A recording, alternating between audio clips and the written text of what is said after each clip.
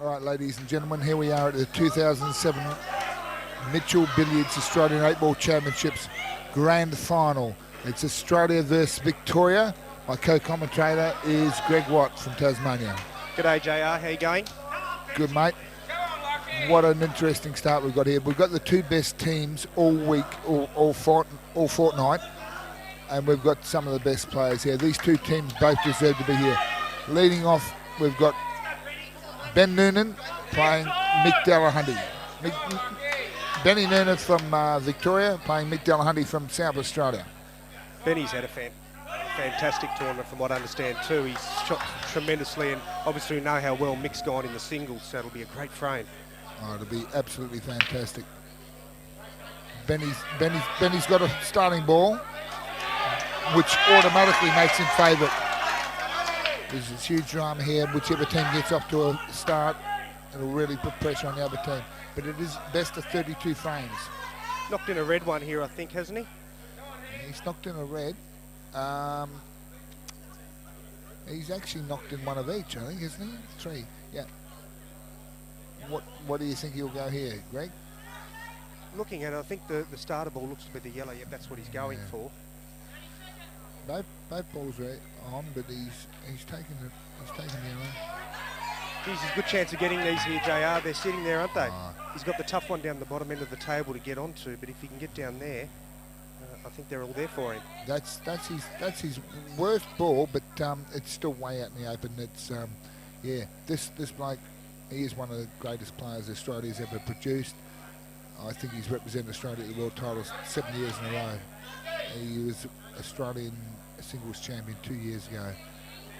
He's probably a little bit straight on this, but he's still in pretty good shape here. I think what he can do here, JR, is just drop it in, get on the ball in the middle possibly, to get maybe on the right-hand side of the bottom yellow. I think he's going to have to, but he's going to have awkward angle on that, awkward angle from the ball in the middle. He's going to punch it in, I think.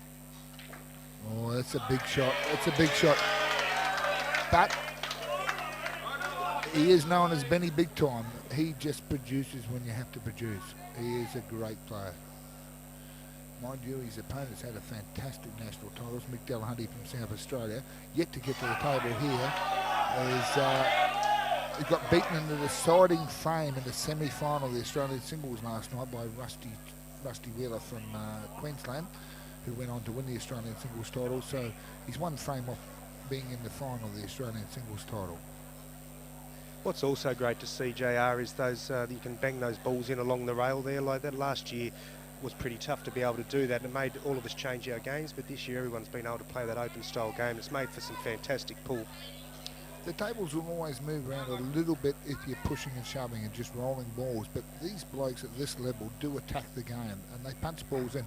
They don't leave anything to chance, and these tables allow them. They're made to the Australian templates, and you know, the pockets are fairly generous, but you've still got to knock them in. And when you're under pressure, believe me now, it's harder than what it is down the pub playing for a pint every Friday night. Most definitely. What a big start this would be for Victoria if Benny can clean these up here. Get rid of one of the big guns from South Australia with a big win. Will be huge. Will be huge. At the moment, you'd have to have your house on him, but we've seen some strange things happen. I'd like plenty on him at the moment. I've just bought my house, so I don't want to put it on at the moment, if that's okay. I don't even have a house, Greg, but if I had one, yeah.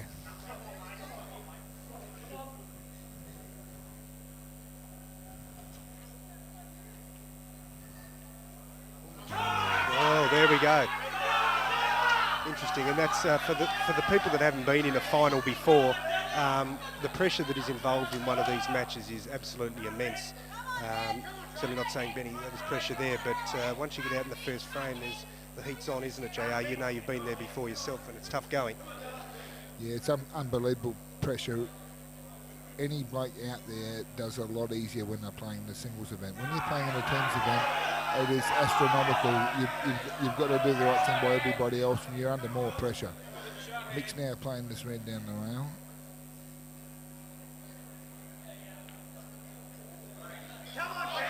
Bit of a double up there, looking for a bit of a snooker possibly with it, and safety, which he's got. But he could play the double here. He has left that pocket open. The pocket he just played for, he's left a bit of a gap here. Benny will more than likely, and he's looking at now, play this yellow back up inside that red that Mick just played for, and in doing so, he'll be able to hold position. He'll be able to hold position on the yellow of the middle pocket.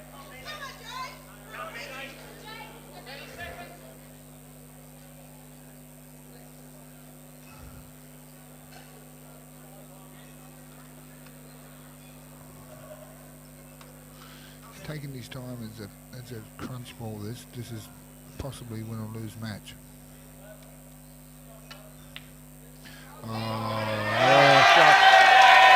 That's what he is. That's why he's one of the best we've ever seen, because he pulls those shots from nowhere. They call him Big Time Benny Noonan, and that's exactly why. This bloke's played in 7 Victorian trials, made 7 Victorian sides and made 7 Australian sides. Played the World Winning Cup side for Australia in Queensland against England, the other sides with my co-commentator Greg. Absolutely fantastic shot, that. He'll give you his best every time he's out there. Also made the final of the singles that year in the World Cup as well, didn't he? The World Cup singles, only to lose on the last frame. Lost on the deciding frame, yeah, absolutely. Yeah. But he is one of the best players, not only in Australia, in the world at the sport. Quite as easy as it looks here. It is very close to the rail. Yeah, he's got to come out a little bit and play the black in the same pocket he potted the last ball. I don't know whether that rolled or not there, but that's 2 shots as well. He's hit the cushion before he's hit the ball there. No, I don't think he did. I think he hit the ball first. I think the umpire might be checking on this. I don't think he fouled here.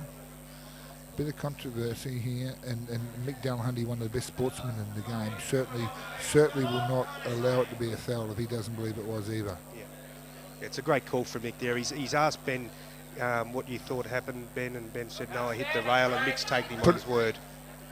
And I'll be honest with you here, if he hits the cushion first and then hits the ball, there's very little chance of the ball ending up where it's ended up. It would have come out away from the cushion. I don't know what's the wash up here. No foul. No foul. Yeah, no, that's a good call. It's been the foul's been rescinded. One shot to Mick Delahunty from South Australia. Still in the opening frame here. No score.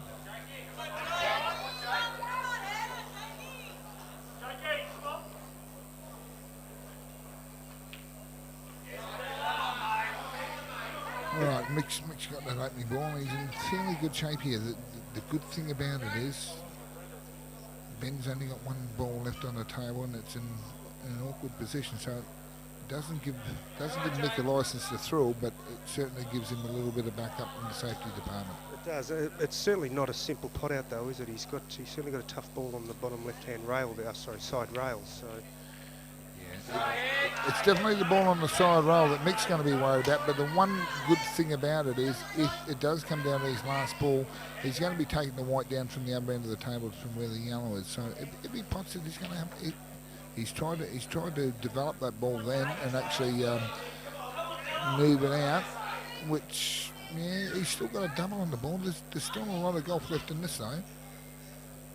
It's a very interesting stage, this first frame here of the Australian team's final. As you said, with where the yellow is also, he can probably have a go at the double, knowing that he's not going to leave Ben much of a shot if he misses it. He's gone for the snooker, hasn't he? In actual fact, I don't know if he's got. Oh yeah, it's hard to see. If he's only left in the left-hand side of the yellow, well, the white's got no option but to go into the centre pocket. So Ben's probably going to come up with something here. If he can't keep the white out of the centre pocket, he's probably going to come off the top rail. He's probably looking at a situation where, at worst, if he makes contact with the yellow, Mick's still got a lot of work to do, so he must make contact.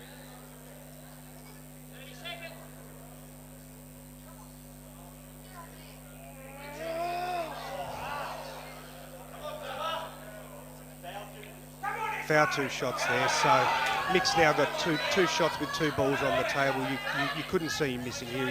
He'll put this ball in the middle, stun off the bottom rail, back down for the other red, and should leave himself 2 shots on the black. Benny's been a little bit stiff. He's played the shot out of it. He wasn't totally snookered, so he still had to hit a rail, but he's just hit the cushion before he hit the yellow ball and didn't actually hit the cushion afterwards.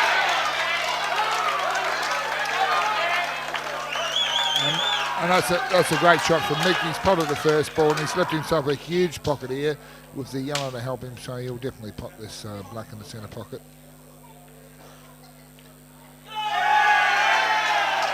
And there's the first frame to South Australia. In actual fact, on the other table, Victoria, Jake McCartney's actually won the frame, so it's now one frame all, and this is going to be nip and tuck all the way to the business end of this. The beauty with these two teams, JR, is look now on this table here you've got Mark Robertson playing Paul Hancock, another two fantastic players, and I think whatever frame we have here, we're going to have two great players playing each other. It looks to be a fantastic match all the way through, doesn't it? Look, to be honest with you, this Victorian side has hardly changed since last year, and 6 of these blokes represented Australia at the World Titles, or selected to represent Australia at the World Titles last year. Most of these blokes representing South Australia are also Australian representatives, so it doesn't matter who you get walking to the table, you know you've got quality opposition walking up.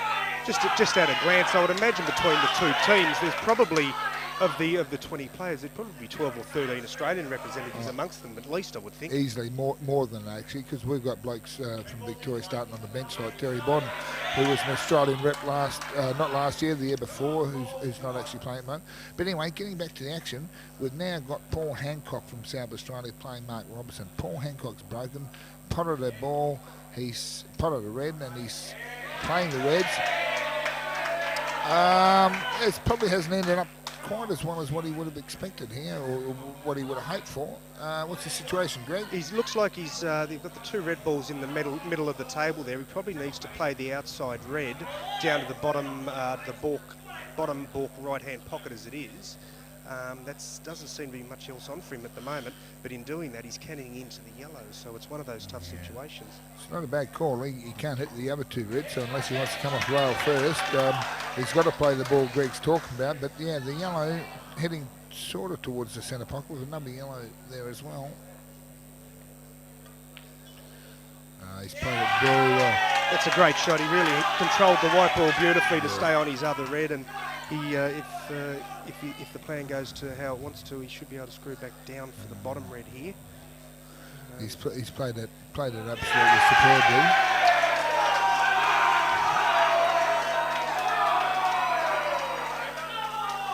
He's in very good shape to take this frame out.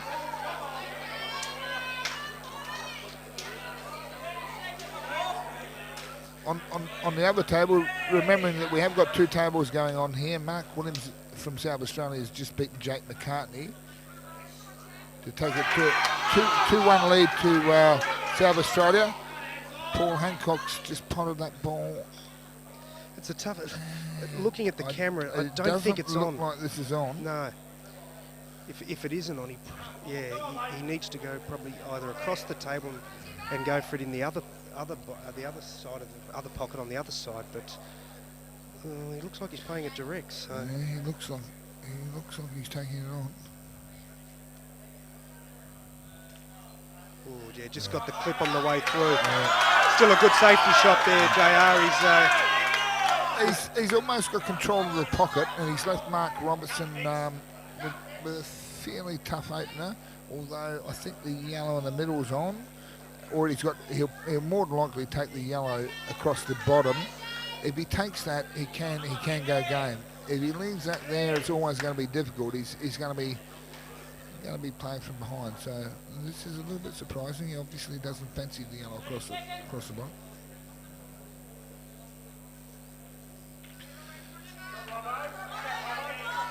Yeah, I think the other thing is this yellow here on the right-hand side of the table near the middle pocket does look very, very tight on the rails, so it mightn't be as easy as it looks there. That's why he probably didn't look at the out straight away, JR.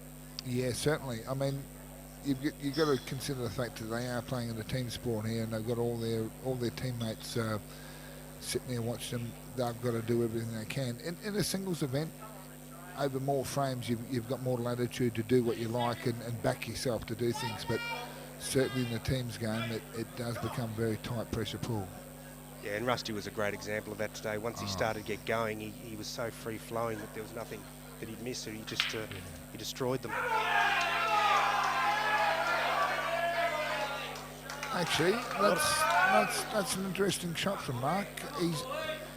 He's actually made it very difficult for himself to actually at any stage go game. But what he's actually done is kept himself in the game. So from the old school, the blokes who do play a bit of tactics, he's actually kept himself alive here for a while. Unless Paul can actually play red onto the yellow onto red, which he can't right away because he's obviously snookered, Mark's kept himself in the game. Mark can develop his other games. As Greg was saying, the yellow that's on the side rail, which probably isn't onto the centre, he's now got an opportunity to develop these balls.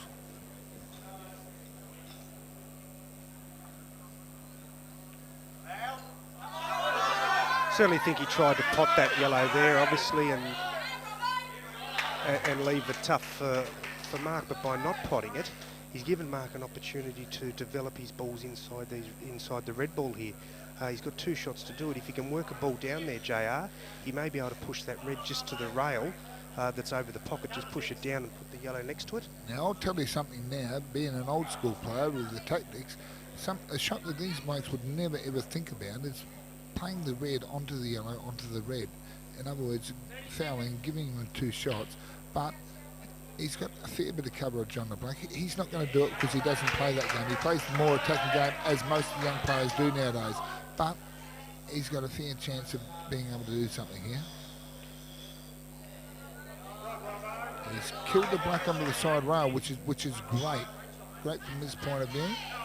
And now it gives him even more latitude to stay in the game and do something that's going to be more beneficial with his balls.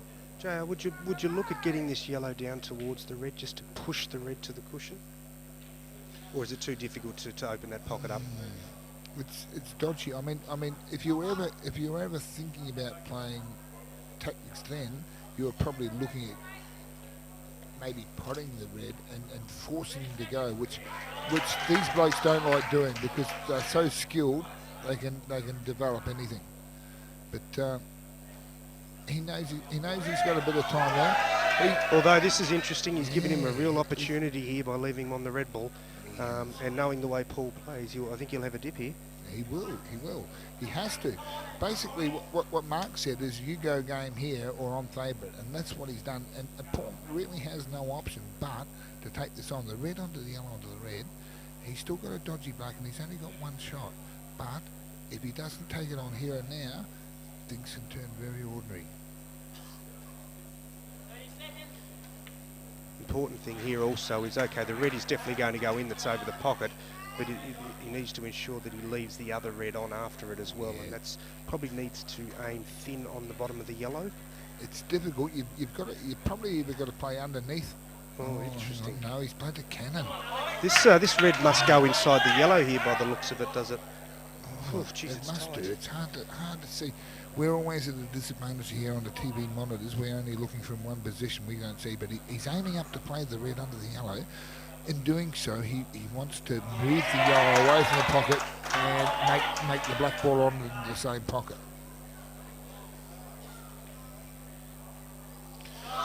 Yeah, it was a very tough shot, no doubt about it. He's definitely given Robbo a chance now, and this is where Robbo excels with the pot out available. I would like to think he'll get these, JR.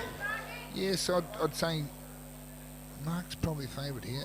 In saying that, I don't think Paul really gave himself a chance. The pace he played that at, I don't think he was ever going to be moving the yellow out far enough to make the black on.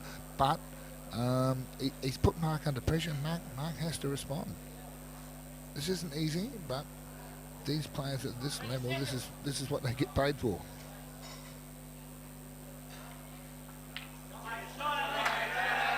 Played a great shot there. He's brought the black into play to make the pot out that little bit easier for himself. Absolute fantastic shot. All the balls are there now. The one slightly tricky ball he's got is the yellow that's near the pocket where the red is. But I mean, he can open that pocket up using the yellow to disturb the red and over the pocket. He's got a glorious number of options here, which is really good. And that's exactly what he's going to be doing straight up. He's going to open this pocket up for the yellow.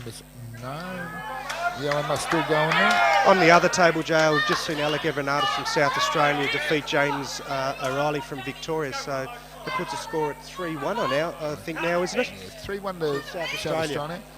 In the two previous matches in this championship on the round robin, South Australia's always got off to a lead, and in actual fact they've got up both times, winning the matches 13-11.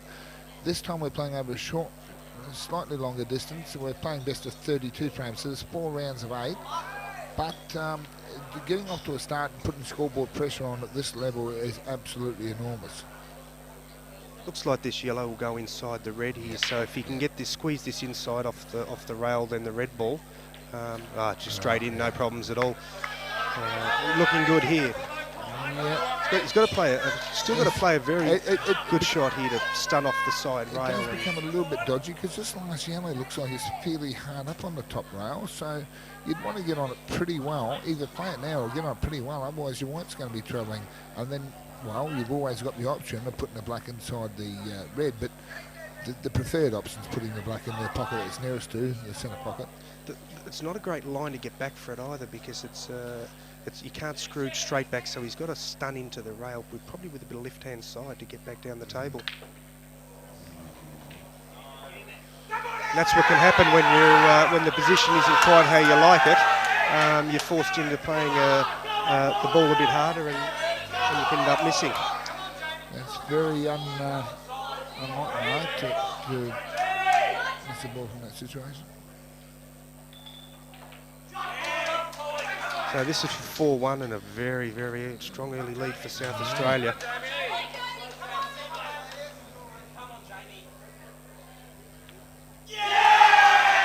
Yes, 4-1 to South Australia. They'd certainly fancy their chances from here, although we have got a lot of distance to go. They're off to a very handy start, as they have in most matches against Victoria this carnival. But we've got a long way to go. They won 13-11 the other 2 times, but yeah, bit more distance this time. Victoria will no doubt fight back. So here we go. We've got Brendan Collier from South Australia, who, funnily enough, played for Victoria last year, for those that remember who've watched last year's final. And we've got Paul Clack from Victoria, the current Australian captain, represented Australia this year at the World Titles, and as I said, was the captain of the team. 2 tremendous players here, and another great frame. As we've been saying, Jay, every frame is between just basically 2 Australian players, isn't it? These blokes here, I mean, you don't want to have to be coming up against them because they're all just class. What Greg's just said is exactly right. These 2 blokes both played in the same team last year, played in the winning Victorian team up in Darwin at the national titles in 2006. Paul's just broken the balls. He's failed to salute. So it's an open table to Brenton. Yellows look pretty good. Still a little bit of work to be done. Yeah, obviously yellows are absolutely the balls to take, because you've got one yellow covering the pocket there, and also the others look in a pretty strong position. The problem he's got, JR, is that you've got down in that bottom left-hand baulk pocket, you've got a red and a yellow together, so he's got to try and break those out at some stage, or at least get on the yellow that's on the red. He might be trying that now, actually. Yeah. He has. That's a great shot. Played it very well. That is a great shot. That's why these players are so good. I mean, they develop balls. They don't just pop balls. They actually make something else that's very difficult, very easy. The shot he's just played there is an absolute fantastic shot, and he's in pretty good shape to run the rack here.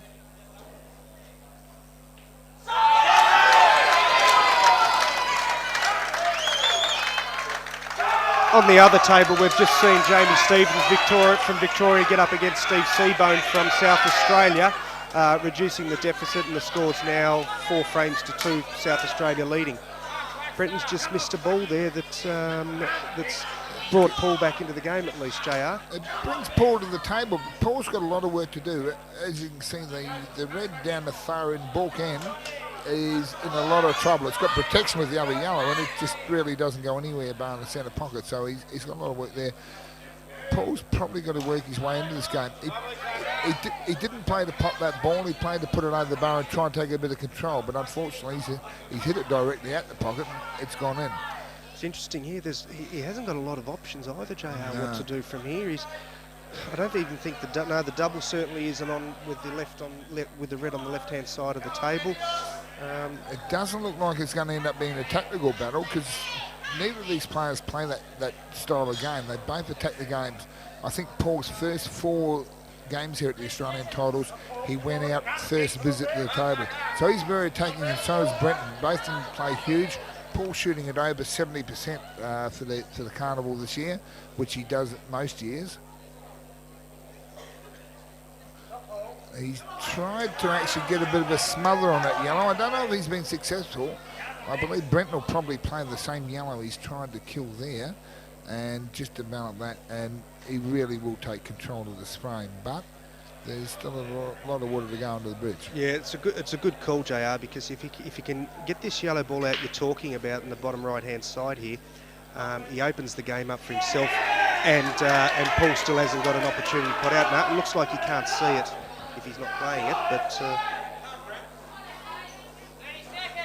Yeah, no, it probably is a little bit thin. He can only just hit the edge. That's why he's decided to play this other yellow. But he's developed that yellow to a more advantageous position without still allowing Paul any opportunity to do anything to get himself in the game. Paul's got 2 or 3 really ugly reds here that just don't do much at all. And while he's in that situation, Brenton knows he's well in control. Brenton's quite capable of potting at any stage when he gets a chance. We've got the red on the left-hand side of the table, JR, that's near the rail there. Is it worth considering trying to double that back down here to the bottom right-hand corner to try and cover this yellow, or it's too thin, is it?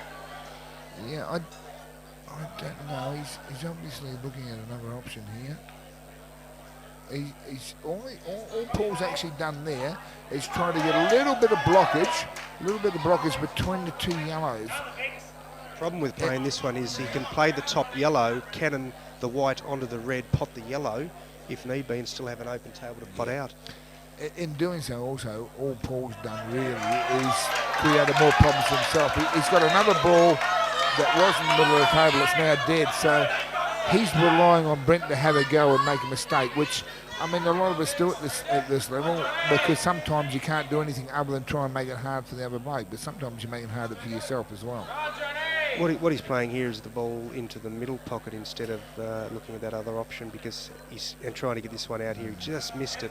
And it's the smarter shot, because by going for the play out the other way, you've still got that dead ball, whereas this way he's looking at the safer option to get control of the frame. Yeah, exactly, Greg. He knows he's got some insurance down there, and with Paul having 2 dead reds down there, plus the dead red down here, Brenton knows he's in control. It's just a matter of him developing. And now he's in really good shape. He's got that yellow in the pocket. Probably wasn't potable, but if it had gone in, he had a chance to win the game. And now that it hasn't, he still knows he's got fair bit of insurance in the game. It's really difficult. Sorry, JR, but it's a tough decision here for Clacky. Does he try and put this red ball over the pocket, thinking that you're covering the yellow on the left-hand side there, but it's not really covering it, because there's plenty of opportunity to get around there. But I think he's got to try and pot it if he can. He tried to lay it up there, I think. Yeah, it's debatable. Unless you're the player, you don't know exactly what he's done. But what he has done, he has blocked that yellow into that pocket, plus he's got a little bit of coverage on the black in that pocket, but players at this level don't look at just one pocket when balls are out in the middle of the table, so in actual fact he hasn't got a lot of coverage at all. I guess his major problem here is still this yellow down in the bottom left-hand ball pocket, these 3 balls that he's looking at now. It looks like he's going to get this out, or... Yeah.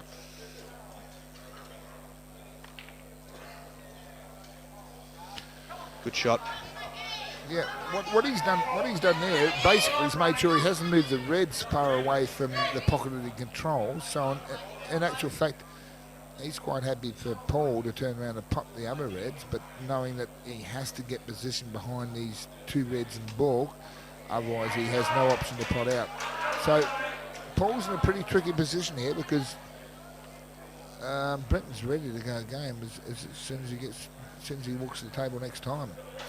Paul really has to do something. I might leave the tactics with you here, JR. I think the last time I won a tactical game was about 1971. I used to play tactics when tactics were a part of the game, but nowadays the players at this level just don't worry about them so much. They pretty much, when the balls are on like they are now, they either pot them or they lose. Oh, that's a great shot. That is a great shot. Now, actually, what Greg just mentioned there, that Paul's not known for his tactics either. I mean, as I said to you early on, first 4 frames of this carnival, he just potted out first shot. But that's a great shot, and what you have to do at this level is not only block a ball from being on, but stop the bloke from being able to hit it. So what Brenton's trying to do now is pop this yellow out of the pocket, but move the red or yellow and be on it. So I was just thinking, JR, I think the yellow goes into the middle pocket here, so he can now pot this into the middle, come down the table, and with the second last red, after he pots this ball, with the second last red over the third last red over the middle pocket, then gain position on the tough yellow on the left-hand side here. Exactly, Greg.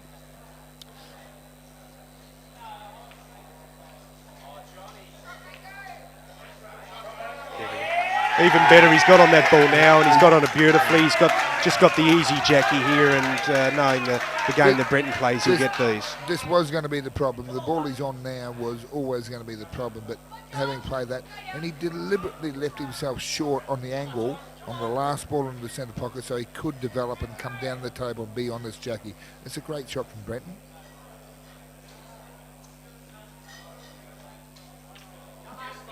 Oh, interesting there. He's still on the ball in the middle pocket, I think, so it's okay. But if he wasn't, it might have been a little bit tougher. But no, he is on the ball in the middle pocket, so he'll get these no problems. Yeah, he was definitely playing for the ball in the centre pocket, because off the ball in the top pocket, then he's got the option of taking a black ease in the centre. He's got far more options. He deliberately played the shot he played, and he's in pretty good shape here.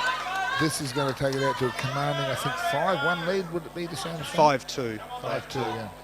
But South Australia in a commanding position as long as Brenton can finish off here. What Brenton's doing there is what a lot of the top players do when they've got 2 balls left that they know they'll get. They just take a breather, clean their cue. Sometimes have sweaty hands, clean your hands, take that breath, and then come in and try and knock the balls in. Probably hasn't played that quite as well as he would have liked, JR. He could have got a little bit closer, but he still should knock it in. Yeah, he's probably left it a little bit tighter than he should have, but players at this level don't often miss these shots.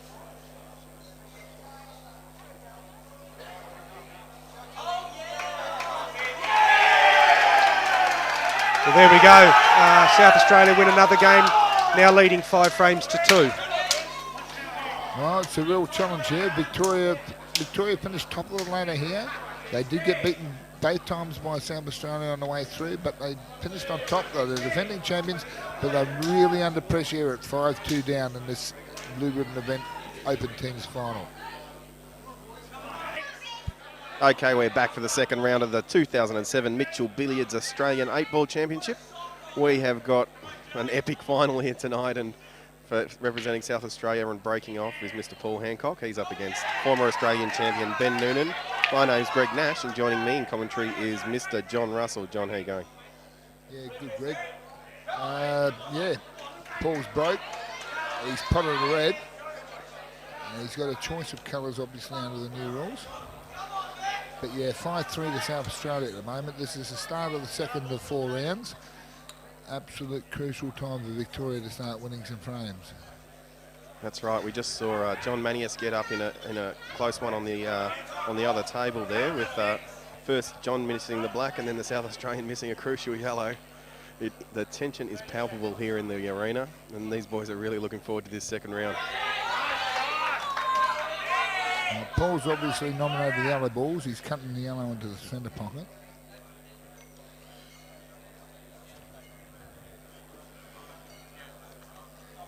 What do you think about that decision, John? Would you have gone for the yellows? Yeah, I think yellows are definitely the balls. They're down the business end of the table where you can take control. Reds were going to be a bit dodgy, but I mean, there's even an opportunity to go game here. Whether he will or not, it's another thing. They're very attacking players, these blokes, very skillful. He'll definitely pop this ball. It's a matter of he'll see where he lands up after each shot. He's a good player, actually, Paul Hancock. He's one of the best single potters going around, I think. Haven't seen much of him in recent years, but he's still obviously got the touch. What do you know about Paul, John? Paul's, he's never actually, I don't think he's actually won. Oh, hang on. No, did he win Berry? He might have won Berry. He has won Berry, yep. Yeah, the toughest tournament there is to win. And he's been runner-up at Geelong, another major $10,000 tournament, so he's been in pretty good form over the last few years. Hang on, what's happening here? He's jacking up on this. He's looking at jacking up, so he's obviously putting some work on this white ball, swerving. Is he taking this long past the black?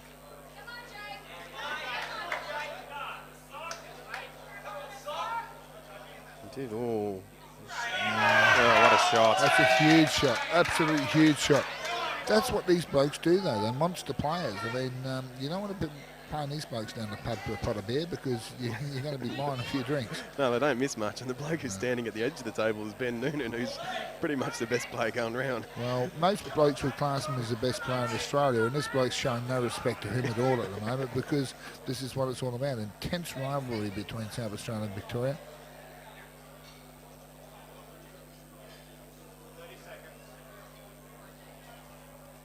He's taking this ball into the centre. Oh, he's missed it.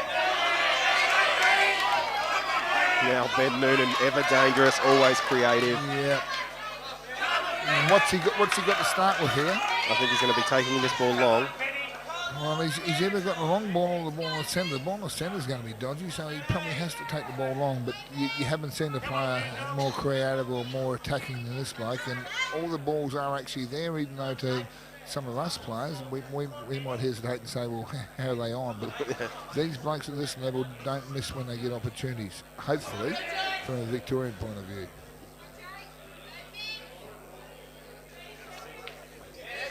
Now, of course, JR is a stalwart Victorian. He was over there in the break. I noticed you're over in the break firing the boys up there, JR.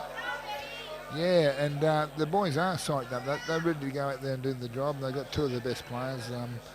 I can say two of the best players in the country play, but then you can say that about just about all these blokes that walk to the table. These two blokes were both selected in the Australian team last year to represent Australia at the World Titles, but the two blokes are playing against basically at the same level, so there's not much difference.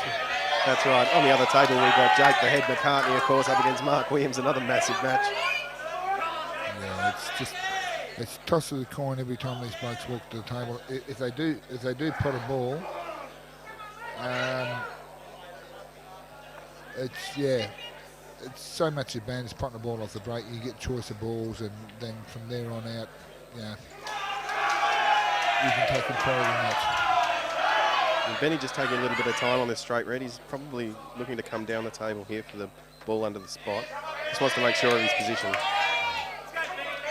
He's still got the two balls in the middle of the table, a little bit dodgy, a little bit difficult, but the player he is, he's going to play and work it out here. He certainly isn't going about this willy-nilly. He knows what he's doing. Absolutely. What is he looking at, Greg? I think he's going to stun up here. He's going to stun up. I mean, both balls go into the... Oh, no. Oh, there you go. No, the ball goes in the centre pocket. See, you can't predict what these blokes do with the side and use of the white ball. They can get the ball almost, hopefully, where they want on a string anywhere on the table. Yeah, He's just landed in the mayor's office here, and he's got this ball in the centre pocket, hasn't he, Greg? Absolutely. There's a beautiful shot from Benny. He's used a little bit of check side. Oh, he tried to come off the yellow. Well, that's a big surprise. Benny's eating his cue. He cannot believe he missed that ball. That's unbelievable. That's not the sort of ball you see Benny Noonan miss, and he was absolutely certain to win the frame if he puts it in, but he's clipped the yellow on the way through and missed the pot. So Paul's back at the table. Paul's got a few options here, and I mean, Paul can win the frame here as well, which obviously he's looking at doing. Yeah, there's no doubt Paul Hancock will win from here. Is he going to chop this in? Just chop it into the red. It's actually ended up a little bit awkward. What he's got to do now is play this ball on the centre pocket. It's the only pot he's got on, but he's working the white ball the opposite way, which means he's got to come back out. Oh no, hang on, he thinks he can hold under the black. I think he can hold under the black here if he just bumps this in, maybe with a little bit of check side. Fair enough, yeah, good call. It seems to be what he's looking to do, playing with Turk. Just watch him bump this in. Yep. Well, this will be a bit of a blow for the Victorians. Benny Noonan's gone to the table twice and dropped both frames. If Paul gets up here, that would be a psychological edge for South Australia, and it's going to show on the scoreboard. Certainly.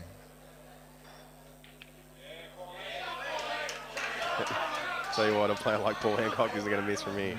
No, you wouldn't expect him to miss from here. Pressure's a strange thing, but these blokes are used to it. They play day in, day out. Raw goes up. Mark Williams has just beaten the head. South Australia are just got 6, and Paul Hancock is looking to make it 7.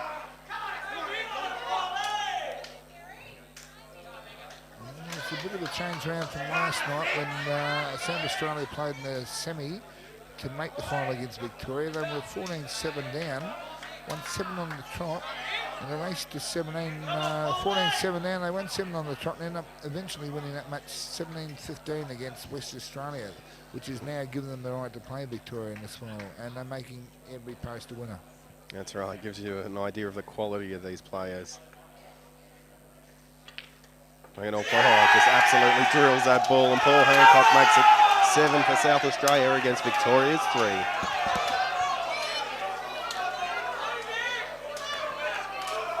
Well, it's certainly going to be a long way back here for Victoria, but they've certainly got the players to do it. Class quality players on both sides, and as I just said, South Australia winning 7 on the trot last night. It's not impossible for Victoria to do the same sort of thing, so we've got a match on our hands.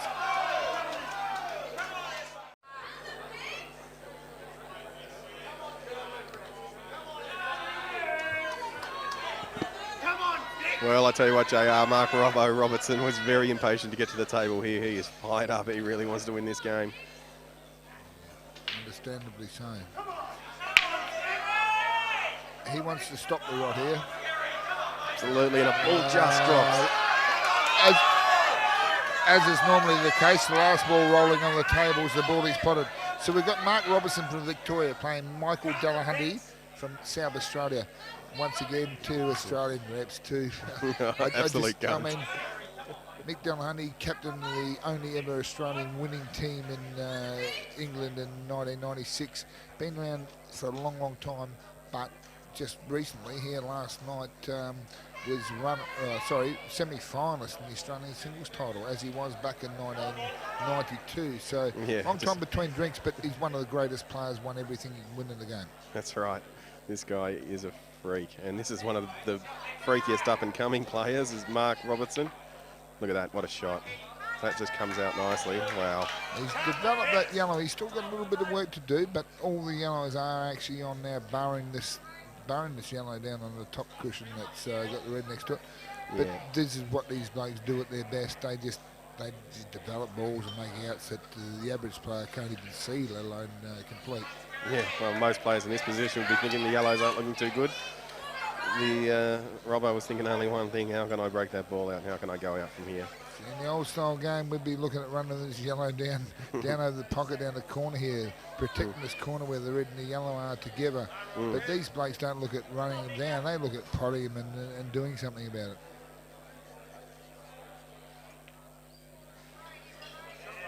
Great pot. And he's certainly potted. He has a chance now to actually play the yellow into the centre pocket and hopefully manoeuvre this other yellow into a position where it's on. I suspect that's what he was trying to do from the outset with that positional shot. He just looked to get angled to get into this ball off that shot. These young blokes are so scary nowadays. They do things you don't expect, and that's why they're so dangerous.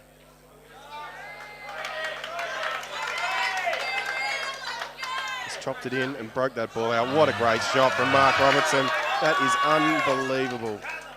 He might be a bit stiff here. I don't know if he's actually on this yellow. Oh.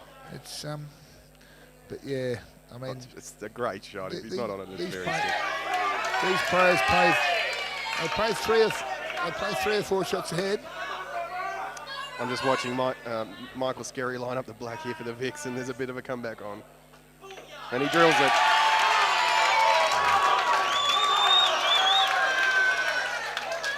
So the Victorians claw one back through Michael Skerry on the other table. The current score is 7-4, and Mark Robertson is looking good on this out here.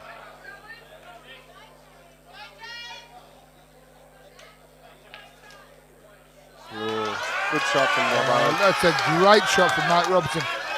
If he can play this yellow across the top rail and hold fairly straightish on the yellow into the top pocket after that, the other yellow goes quite neatly across in the other corner, and the black's wide open and big paddock. So he's in pretty good shape here. I'd be expecting Mark to probably get these, but then again, I expect him to get the last out, which he didn't. That's right, but he did just pot a ball into that pocket that he missed in previously, so...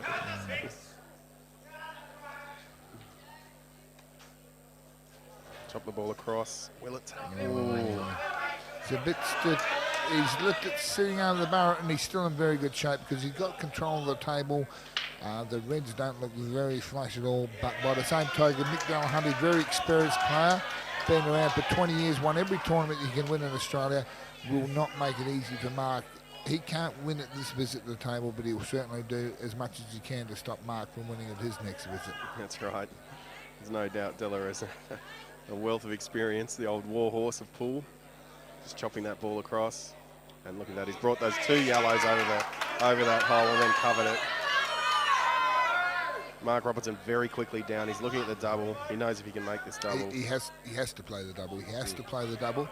And if he makes it, he can still go game. But, yeah, Mick Delahunty, I mean, some people would say he was lucky there. Luck doesn't come into it when you've got class players playing. That was a very well... That was a very deliberate shot, yeah. I think, yep. He's deliberately tried to put Mark in as worst a position as he can.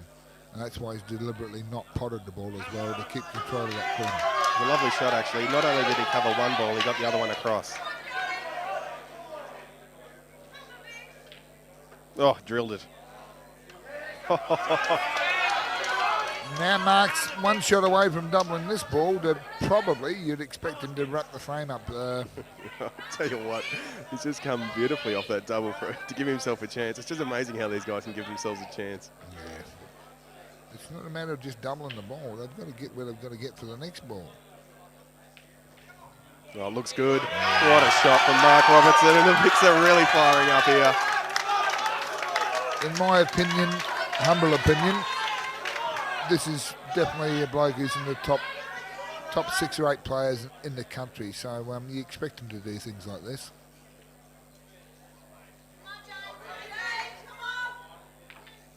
Beautiful control of the white there.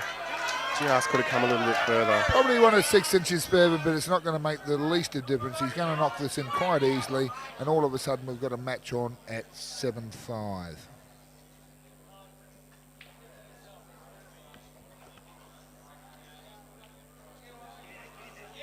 It's in. The crowd goes wild, and Robbo is just fired up. Game on, 7-5. The Vicks won't go to sleep here.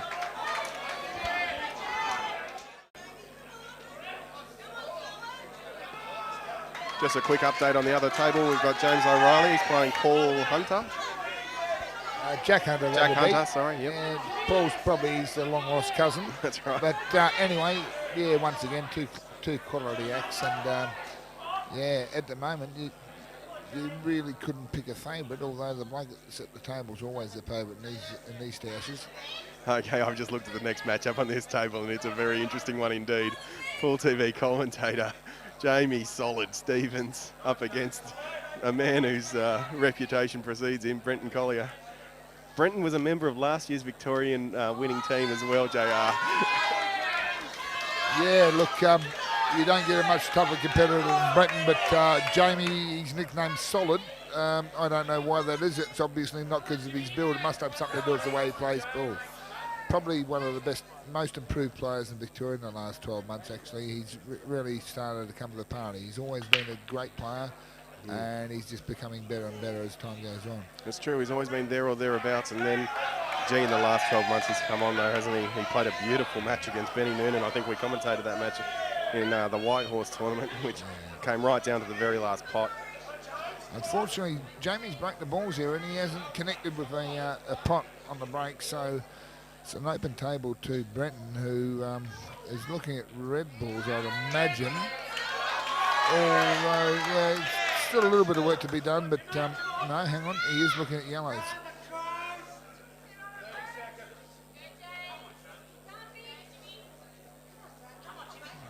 Took the fine cut. Yeah, Oh, that's a lovely great shot. Now all the yellows are definitely there. The yellows are there to be potted, no problem. I don't see any difficult yellow here. They're all on.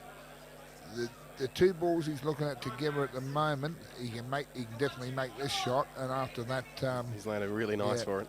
Every yellow is definitely on. Has to be careful of the pace of this shot. He wants the first yellow that he hits just to travel to a nice spot. Yeah, he'll be playing the first yellow he hits. Yep.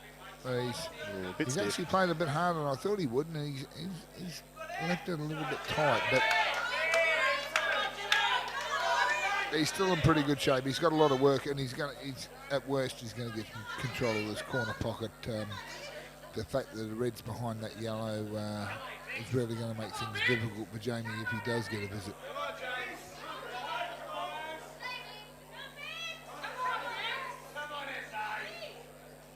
So Brenton Collier, the South Australian / Victorian / South Australian again, is back in the team, and he's doing his team proud as well. Well, actually, you can't say that because he never actually made a state side till he come to Victoria. Yeah, okay. He's probably one of the best players in South Australia never to make a state side. He was a South Australian under 21 rep. I think he won a Australian under 21 title.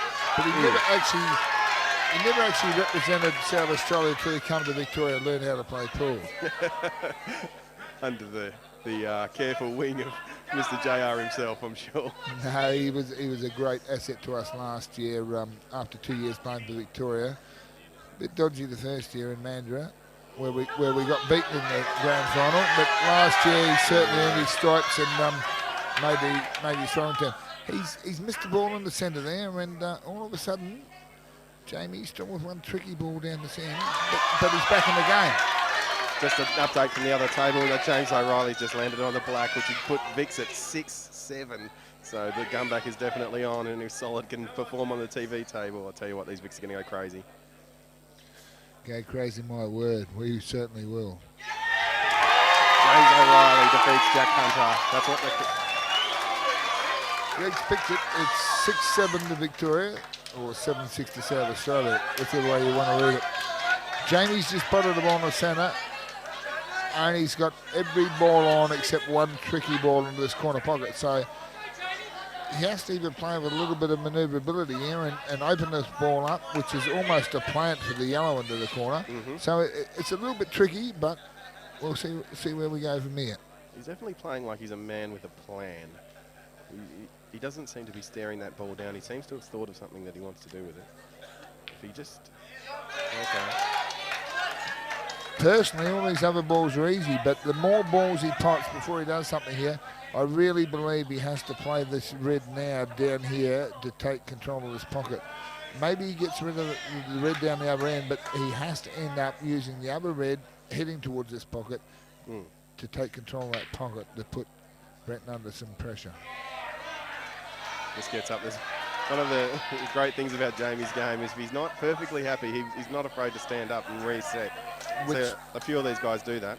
Yeah, at this level the players do. If there's anything that unsettles them, a fly on a table, anything, they get up off the shot. He got into that too. He's got lucky. He's got. Has he got lucky or not?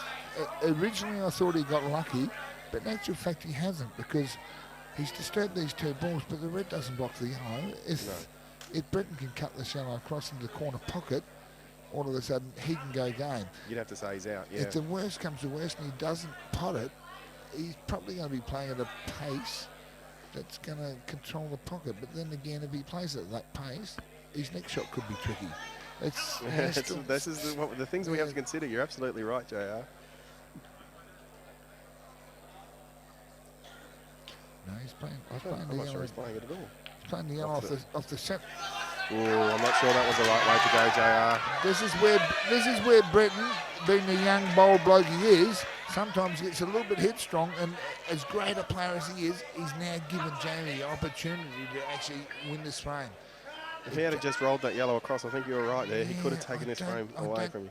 I don't think Brent was going to lose the frame if he either took control of that pocket or potted the ball. If he pots the ball, I would say he was out. Now Jamie's in a situation where the ball that Brenton's just moved, the red, and put down in ball, is a little bit dodgy, but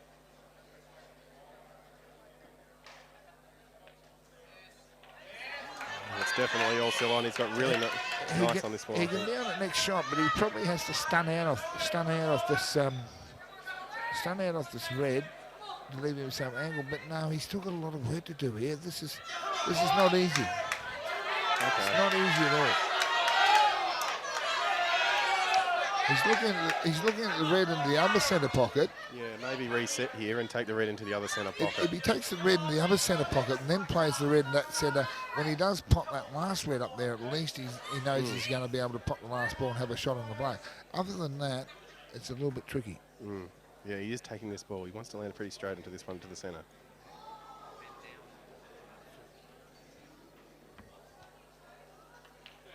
It's a nice shot, nice and straight. He's where he wants to be, and now it just comes down to whether he can handle the pressure, whether he's going to respond to the pressure. This is one of those things, isn't it? He can roll all these balls in theoretically. Well, in the pub, this is a fairly simple out, but here, under the pressure are, this is where you earn the name of Solid, or maybe they'll change his name, I don't know. Yeah.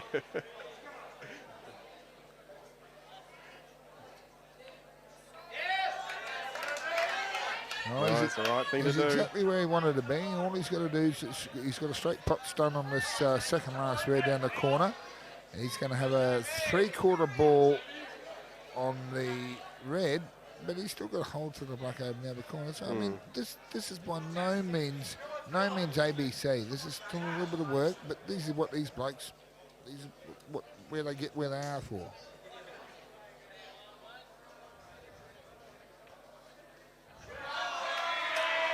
It's a nice shot. Well, this is the shot here. I think what you'll see him do is he'll just play this with a little bit of top and just come in. Maybe, I don't think he can sneak behind that yellow. I think he might even come into the yellow. Yeah, everything he's done up to this stage is pretty much expected. If he plays this ball and he plays this right, he's probably going to just catch the edge of the yellow, the outside edge of the yellow towards the black side. But yeah, he's got to play. He's got to play at a pace. If he plays it firm, he's travelling too far back up the table and may miss the yellow altogether. The white will actually throw wider and miss the yellow with more power, which he doesn't want to do. So he wants to play this sort of just at a reasonable pace, and just catch the yellow thin, and he'll hold on the black. But it's by no means chalk and cheese. It looks easy, but you've got to be out there doing this under the pressure that these blokes are under. So Jamie Stevens stepping up now. Pressure shot. This is to put his team level. Has to make position on this black.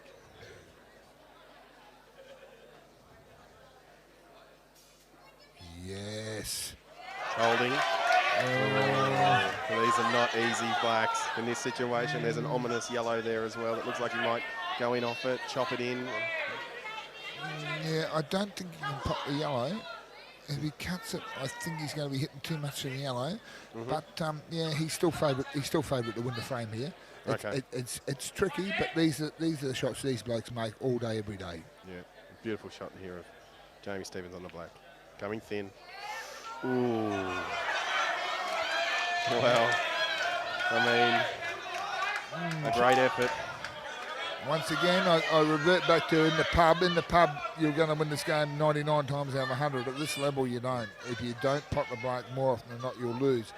He's fortunate in the situation that the black's that far over the pocket that he's got a lot of different ranges of shots, even if he does get snookered. Brenton hasn't got an easy starter.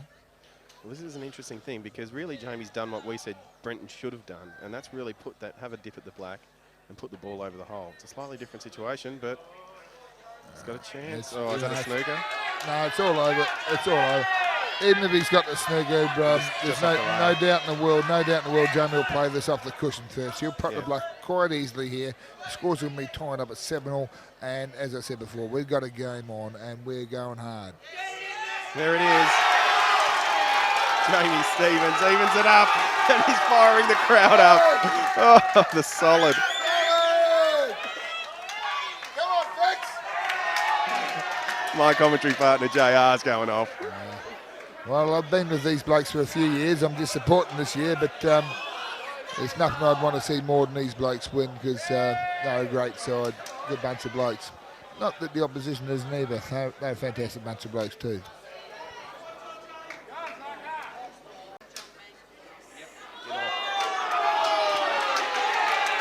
On the second table, South Australia have just gone in off, and Paul Clack is at the table. About to put Victoria in front, 8 frames to 7. You would think. Paul Clack's still got 5. Is it 5 reds? 5 reds all in the open. Paul Clack 5 reds never all misses. in the open. The black in the open. With 2 shots, I don't think I've ever seen Paul Clack miss these. So it's going to be 8-7 to Victoria any moment. And how easily things turn around. Okay, back to our feature table. We've got John Manius, Mango himself. Hopefully it's mango season. Well, he's made a ball, Yep. a red ball. Probably the red off the break. They're not easy though. Although they're all separated, there's this G class. I mean, it's not easy. There's a lot of work to be done here. All right, there are a few blokes in the Victorian team that I know practice quite a lot. Michael Skerry's one of them. He spends a lot of time on the table. Guys like Solid and the head, Jake McCartney, spend a lot of time on the table. But I reckon John Manius is the best practicer of them all. This guy puts in the hours to become the player that he is. Exactly. A lot of the other blokes put their time in early. Benny probably doesn't practice as much as he should now, but this bloke does put in more work than anybody. Yeah, probably the hardest working member of the Victorian team, and it pays off for him. He's nominated yellows, and he's actually failed to pop that yellow. So it's an open table here to Alex Bernardis, who, Yeah. I don't know, we haven't had the pleasure of having Alex on this table, but Alex is he's the current South Australian captain, but he's ex-Australian captain. He's probably won more titles than any bloke in Australia, if you really get down to it. How old is Alex? Crowd reaction there from Paul Clack cleaning up, and gee, he's fired up. He used those 2 shots to effect, so maybe using a little bit of those high fives to try and put off the Iceman though, but they don't call him the Iceman for nothing. Well, let's put Victoria in front, 8 frames to 7. But we've got Alex Bernardis, who did get down to it. He's 39 years of age, and as I say, he's probably the most decorated player in Australia. Yeah, he's arguably the greatest Australian player of all time. This guy. As far as a representative player goes, he's done more. He's won more tournaments and represented his state and country more than any bloke that's ever walked the pool table. But here he is now. He's on the 2, 4, 6. He must be on. He took a yellow. He's taken a yellow. So he's on the yellow balls, and yeah, once again, he's in fairly good shape.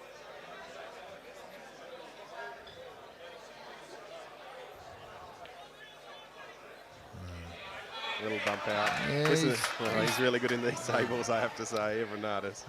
Gee, he can open up a table well. The same sort of thing. I mean, he doesn't look like he's doing much, but he turns tables into easy outs. Without looking flamboyant or lairish, he just does it. He certainly doesn't play a tactical game when he doesn't have to. He backs his ability, and that's why he's who he is. There it is. Look at that. He's opened up this table right up now. Oh. Does the black go on this corner pocket? If it doesn't, it still goes in the middle, but I'm just looking at his options. And it doesn't pass the reds into the corner, no. Yeah, so... but then again, he's moved everything else he's had to move, so... No, he's just having a look at this... But if he leaves the yellow that he's next to right at the moment, he's queuing over. If he leaves that till last, he'll have the black in the middle. Yeah. Awkward queuing there for Alec. Oh, that's a nice shot. No, well, he's not going to leave it till last because he's definitely going to be playing it now. He may opt to just stun up here and then take the ball just near the centre pocket there last and roll down for one into the centre. Yeah, both options are fairly he still straightforward. has a few options there. It's the ball down towards the bulkhead that's going to cause him the biggest grief, but yeah, plays with this ability. No, he's pushed it out. I don't know if that's a good shot, actually. In hindsight, it was probably a good idea, but he's actually turned down and had a slightly awkward. He's got to play the ball down towards Bolt now and stand across and play the yellow that he's just moved back into the corner that he played that ball into. So I think where it was is a much better spot than where he's put it. He's certainly got a little. He's got a little bit more work now than what he had, but you're never ever going to discount this bloke.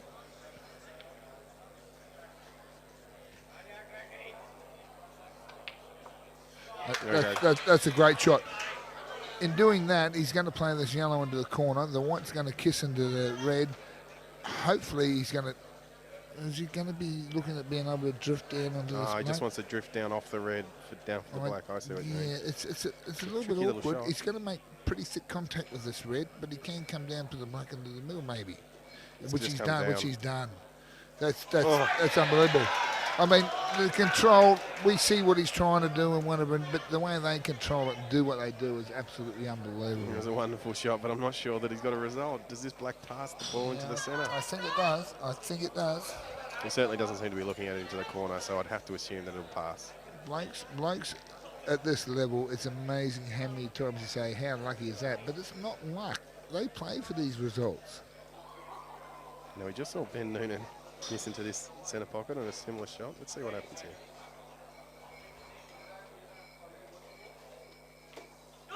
Well, it's in. And gee, that was a lovely out from Alec Evernadas. You just do not want to give that guy a shot. Very unassuming at the table, but boy, can he play pool. Johnny Manios has missed the opening shot there, where he had an opportunity to take control of the game. Missed the shot, and Alex Evernadas has just produced classic pool. Absolutely brilliant out. And that's what these blokes do. So we've come to the end of the second round. The Victoria are currently on 8 frames and South Australia are on, you guessed it, 8 frames. So we have got a match on our hands, folks. One more each and they'll be level.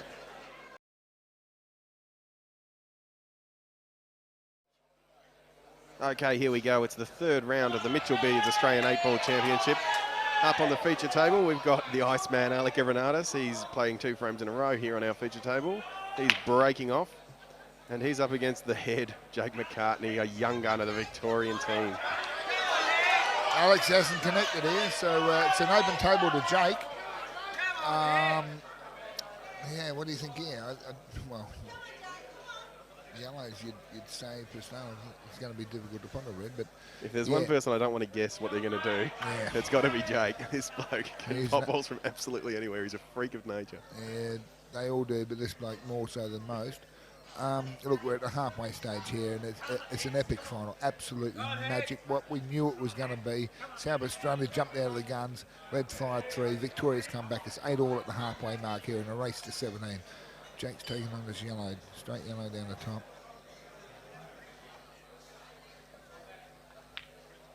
Lovely pop. He knocks that in. He can play this yellow that he's into the same pocket and develop the yellow behind the black. And if he makes that, he can go game here. I'd expect him to do this. And the sort of player he is, the attacking player he is, he's only got to make it and have a shot next shot. And these are where these blokes are so good. But by the same token, he knows off that angle he can do that any time. He's looking at the 2 balls also there together in the middle of the table. He's got a nice position on them now. He'd like to split these 2 balls first, pop one into the centre pocket, come back and then do the shot I was just talking about. I think, yeah, you'll see him do that. That's what he's decided to do. He's actually going to... He's actually playing to get rid of the ball. Well, I think he's playing to get rid of the ball down the bulkhead, but it's a long distance. It's not a positional shot. Perhaps he's going to come into the pack from this side to break that yellow out this way. Mate, what am I talking about? Maybe that yellow goes into the corner. Maybe he doesn't have to move I think it goes clean. Well, yeah. Well, if it does, that's obviously why he didn't go into it last shot. He didn't have to. Doesn't really need to move the black. I think the black's okay. It's a bit tight there, actually, that little pack. Let's have a look what he's doing here. I think he's playing this ball through the gap here. This ball must go between the balls. Well, it does all right. Great shot. Yeah, it's a great hit. It's a great hit. As I've said earlier, I'm probably a little bit biased, but go, Jake. Come on. Go Alec. I'll go for Alec, even though I'm a Vic. He's a very, very good mate of mine. Been a mate of mine for over 20 years. Fantastic player, but yeah, I'm Victoria through and through. Right, he's looking at a couple of options. His problem ball is the ball that's down the bulk. He's going to get down to that, and it's not a ball that you can really play a lot of position of. So he's probably going to try and take this now and get on it. No.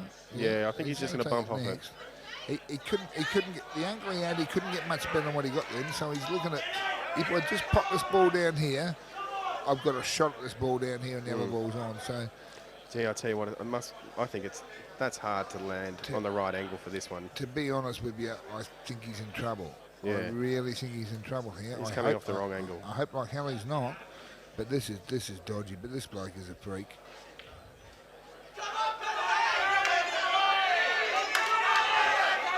It's a nice shot. He's made it very straight. You couldn't get better angle on what he's got. You could not get better angle on what he's got.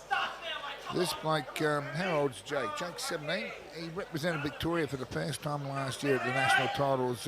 Played for the winning team last year in Darwin. Shot around about 70% and made the Australian team first time at the nationals, which is very, very hard to do. Just great kid, great head on his shoulders. Yeah. Gee, that's a nice shot. Oh, this is huge. He's not happy. But he's a man that likes to land on a 5-cent piece, I know that. He's got a lot of angle on this ball, and the white's obviously going to the black after, but if the ball's on and he pots the ball, he's going to develop the black. It's just a matter of where things end up from there. But as I've said before, these blokes at this level have a pretty good idea where things are going to end up. Yeah, I think you'll find Jake will probably get pretty nice off this. Yeah. He's going to be cutting the yellow thin, which is going to make thin contact with the black. The black's going to go onto the two reds, and then we'll see what happens from there. I think Jake will maybe even look to run up the table and come back. Oh, what a shot. Oh, what a great shot from Jake McCartney. The crowd has gone absolutely bananas. Absolutely huge, but to the bloke in the pub now, it makes no difference. The bloke in the pub is not going to pop this bloke, but this is one of the greatest players Australia's produced, and he's a kid. He's 17 years of age. I remember the first time I saw Jake play, would have been probably year 2000 at your comp, JR, the Ballarat comp. He barely reached the table and he had his own rest so that he could play. Yeah. I've got a photo of him actually. His old man was a great player for Victoria before him, and obviously passed on a lot of words of wisdom and a lot of coaching to him. But I think Jake's probably outdone Wayne, his dad. He's just a phenomenal talent. So he's just chopping this one in. Looks like he's going for the centre. Decided to do that. Oh, he just helped it in. Oh, Jake McCartney. Well, he's just beaten one of the most accomplished players in Australia.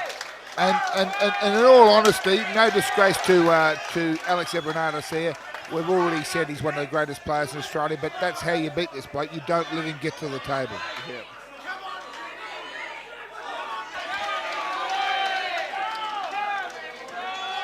Okay, we're back at our feature table of the 2007 Mitchell Billiards Australian 8-Ball Championship. We've got from Victoria, Mr. Michael Skerry. He's breaking off and he's playing Jack Hunter. Interesting matchup for mine, actually, JR. I think this sort of matchup are the ones that are going to turn these sorts of games, you know. Exactly. Both these players are absolute class players. As I mentioned before, Mick made the Australian team last year at his first effort for Victoria, but Jack's been around for 2 or 3 years and always been solid. Hasn't probably reached the peak of the performance he'd like to, but both of them are having a sort of an indifferent carnival. Neither of them have probably shot, you know, I think Mick's only just around the 50% and Jack's probably not much better. So, I mean, each of them aren't playing up their true potential, but on their day, both class acts. That's right. We've seen a little bit of Jack and a little bit of Michael on Pool TV before, so we've got an idea of what both these players are capable of.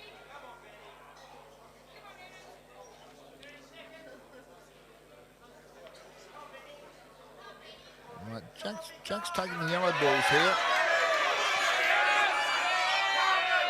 I'm not sure. I'll give him the benefit of the doubt, but I don't know if Jack actually wanted to pop that ball. I think he was playing for a cover personally. The way he played it looked like, but yeah, I don't see the sense in just doing what he did, because he did have an opportunity there. Mick's actually covered the other corner. Yeah, we've got a political game for the first time in this match. A political game. What's this, a Russian versus Europe?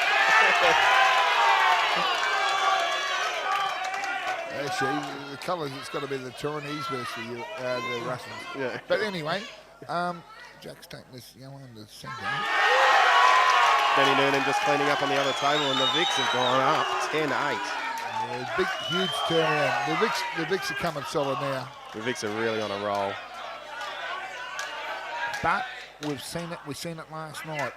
South Australia down 14-7 against West Australia in the race to 17 to make this final. Got up 17-15. So they have the power, they have the technology, they can rebuild themselves, they can get back up and make a fist of this. Absolutely. Jack Hunter, he's just carefully assessing his options here. Mick's just put him in a bit of a tricky spot. Really, I think Mick sort of said, well, if you want to play like that, I'm happy to play like that, because I reckon I'll pot out before you do, maybe. But I'll tell you what.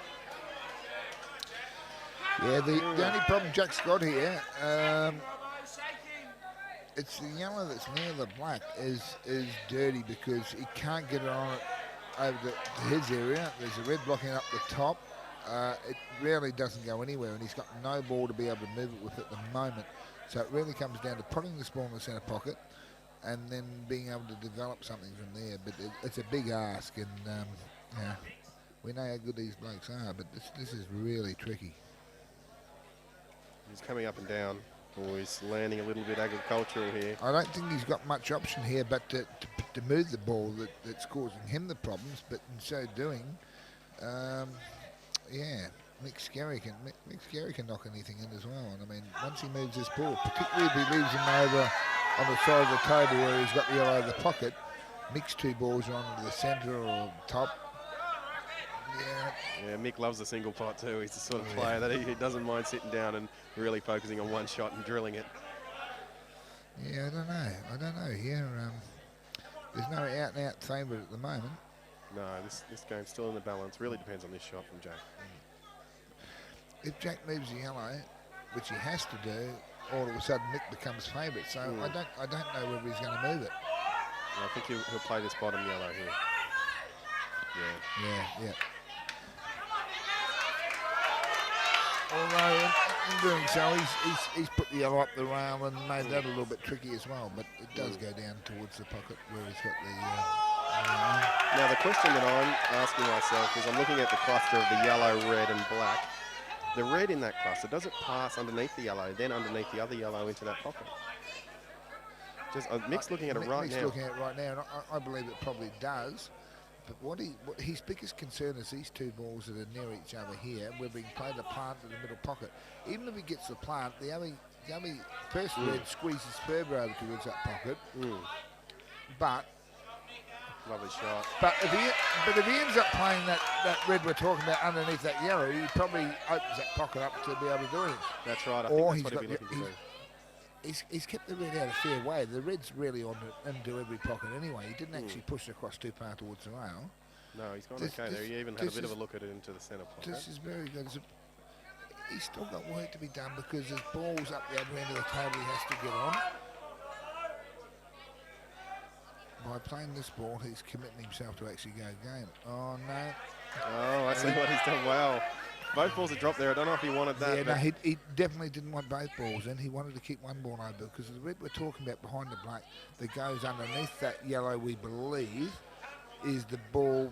The second ball that just dropped then was the ball that was going to give him position in the race. Now he's got a far bigger task, but he's quite possibly up to it. I think he's still okay here. If he just takes this ball in, the ball near the balk line, just drifts across for the ball that's at the end of the table.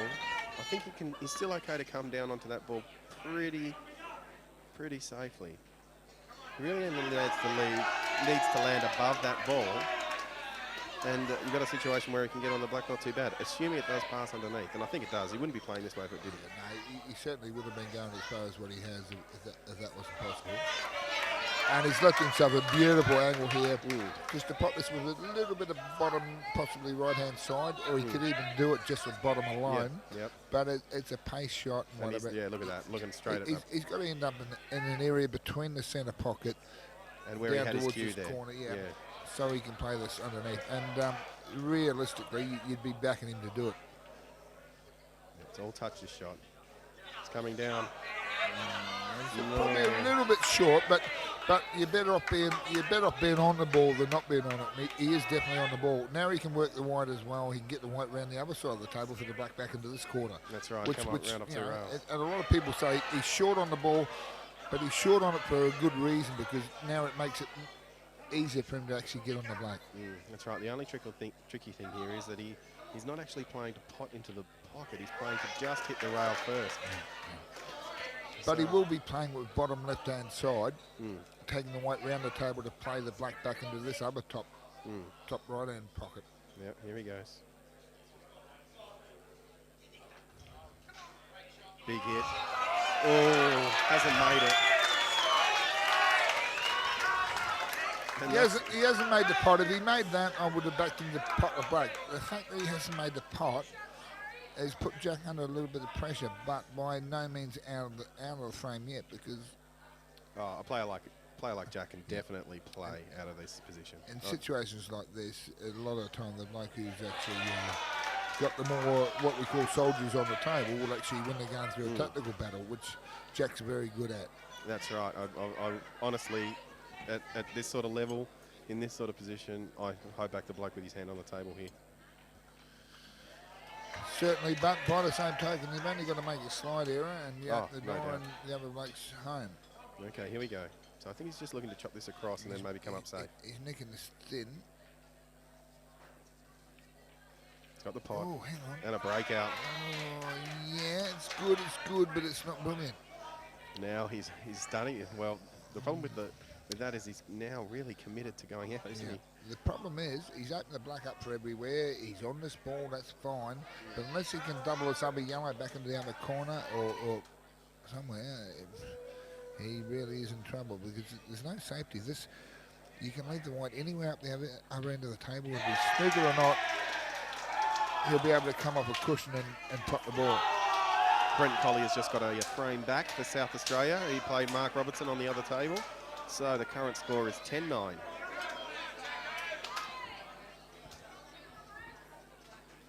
So here we go, Jack Hunter. He's in a bit of a tricky situation, looking to play a ball into the centre pocket with no real positional options. Oh, he's drilled it. Come down for a double. Oh, gee, that's a good shot. Actually, he is on the double. He is on the double. For a moment there, I thought he'd gone too far, but the double's probably still just on. It's very careful of the double kiss here. I think he's okay. It is. It's just on. The yellow's far enough off the rail where the double is on, but it's a very, very tough shot. But he knew right from the start if he doesn't get these, he's going to lose anyway, so at least he's giving himself an opportunity to win.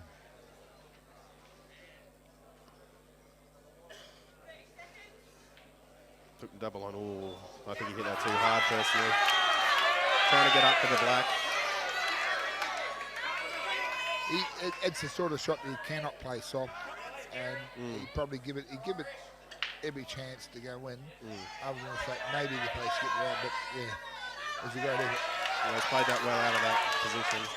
Nick Skerry stunned up the rail with a little bit of right hand bottom side, and he's on this black. You'd expect him to pot it to make up for the one that Brent just won on the other table. There it is. There it is. Victoria are currently leading in the 2007 Mitchell Billiards Australian 8-Ball Championship. The open teams, his score is 11 to South Australia's 9.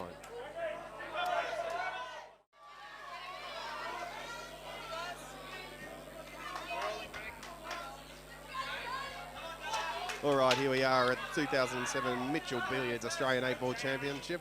This is the open teams division. For South Australia on the feature table, we have Mick Delahunty, the great man of pool. He's breaking off and he's up against solid Jamie Stevens. some would call him the dinosaur, Mick, but been around for a long number of years, but he's probably playing as good a pool as he's ever played right currently. Oh, he's just scratched. He's potted one of each at least. Hang on, no, he's potted two reds. Two reds. That really doesn't make a lot of difference because the simple fact of the matter is he's potted the white off the break, which now gives the incoming player, Jamie Stevens of Victoria, 2 visits with an open table. Has a choice of which balls he wants, playing anywhere from behind the baulk line. Sorry, did I say 2 shots? I think you did say 2 shots, no, yeah. That's not really good from the bloke who should know what's going on. It's actually an open table with 1 visit. One visit off the break for a scratch. He's got 1 shot, but he's got a choice of balls. He's obviously taking the reds. He doesn't have to nominate because it's an open table. Jamie's got onto these reds, and these reds are looking really good. He's got the red behind the black's the only dodgy bit here. Other than that, you'd probably be expecting him to go game. It's once again, it's not easy, but these blokes more often than not make things that are difficult look easy. So you're not going to count him out of this for sure. I don't know if he's got angle on this ball to open this red behind the black up. But if he hasn't, it's going to become difficult afterwards. That's assuming that ball doesn't pass the black. I suspect it might. That ball may well pass the black into the corner pocket if he stops here. No, I wouldn't think so. Okay.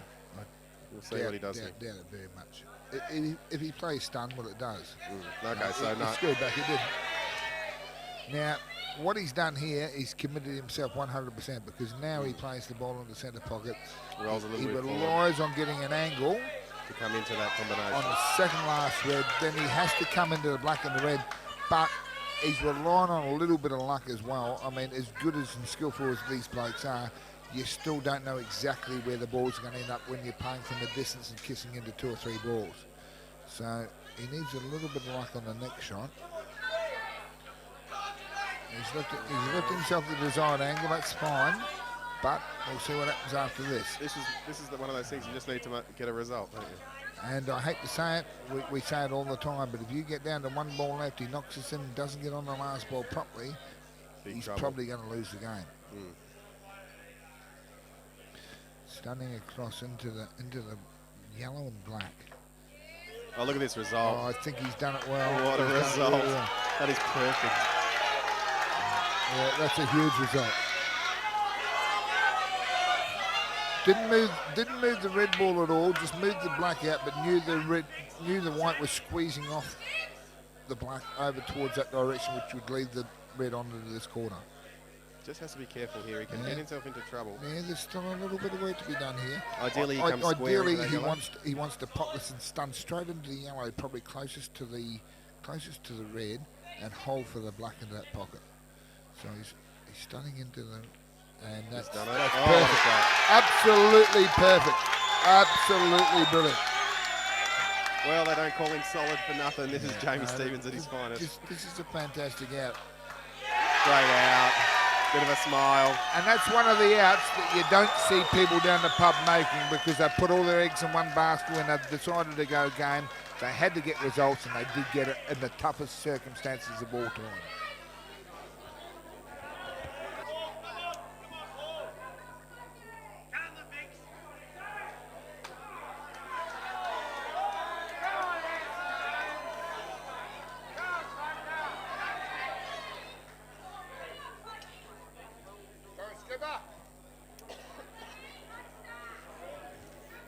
Here we go for the 22nd frame of this match.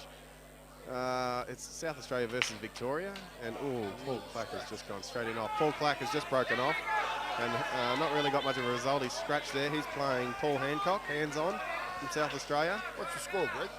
The score is 12-9. 12-9 to Victoria. That's a handy lead after being 5-3 down after the first round. They're coming back into this game very, very solidly. However,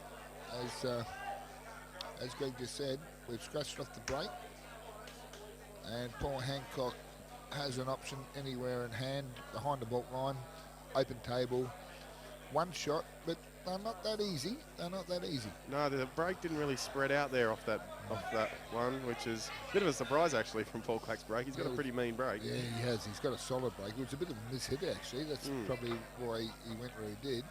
I think that was just Paul Hancock just trying to get into the pack maybe a little bit and break things up. Certainly, I mean, he's trying to develop something and get some balls open because where they were, he couldn't go game. So, as all these players do, attacking players they are, they try and develop every shot they have. They don't just pop the ball or look to push the ball near a pocket. They actually look to get every ball on the table so they can actually back their skills and go game. Just playing the little roll up. Oh, that's a nice shot. He's not happy. He didn't want that ball in. He was just playing a ball over the pocket there so that he took control. Now it's pretty much back to even money. I mean, certainly no advantage out of that. Paul will be disappointed with that. Whether the table moved a fraction or I'm not sure, but he certainly didn't want to pop the ball. It certainly didn't look on either, so he maybe got a little bit of a squeeze effect there. Now he's looking to maybe open this pack up a little bit. Oh, gee, he drilled that ball. That was quite a good shot. That's a good shot. Once again, as we say, he's developing these balls from nowhere. One moment you say he might be disappointed to pop that ball. The next minute, if he pops this ball down into the ball corner pocket, all of a sudden, the balls are there for him to actually go game. There's still a lot of work to be done, but these blokes do this. That's right. It was actually a great shot if you think about the position he was in. He played an intentional safety on himself effectively. He didn't want that ball to drop. Ended up in the position he wanted to leave his opponent and still found a way to develop the balls. And look at this. What a great shot. Oh, he's been stiff. Yeah, he's probably unfortunate here. He's only got, I think, one red he can hit, and the red he can hit has got a bit of blockage towards the corner pocket. So unless he doubles it back to the corner he's nearest, I don't know. There's not much here. He can tickle off it and try and leave him down, sort of tight behind these balls, but that's not the game these blokes play at this level. They attack. He's in a little bit of a tricky position. Remembering his side's down at the moment, so there's even more pressure on him. Scoreboard pressure as well. He's played that double that we spoke about. He's played it well too. That's a great shot. It's a great shot. Absolute superb shot. All of a sudden, he's gone from being in a very dodgy position to probably still being favourite in the frame. As I say, there's a lot of water to go under this bridge. Yeah, absolutely, with Paul back at the table. Paul's still got some coverage on the black, but he's going to open this up straight away. He's saying, I'm going game. I don't care what you've done. Yes, absolutely. Watch Clacky here. Oh, missed the ball. Now he's left this red across the bottom rail of that corner that Clacky just played for. Admittedly, the red up the side rail doesn't come back in this corner, but Paul would be very disappointed with that because he would have believed if he pots that ball, he goes game. He really believed he had an opportunity to win the frame there and then. No doubt about it. He played to open this pack up, and now Paul Hancock is in the box seat. I just realised I said Paul, and they're both Paul, so yeah. One of these Pauls is going to win, but.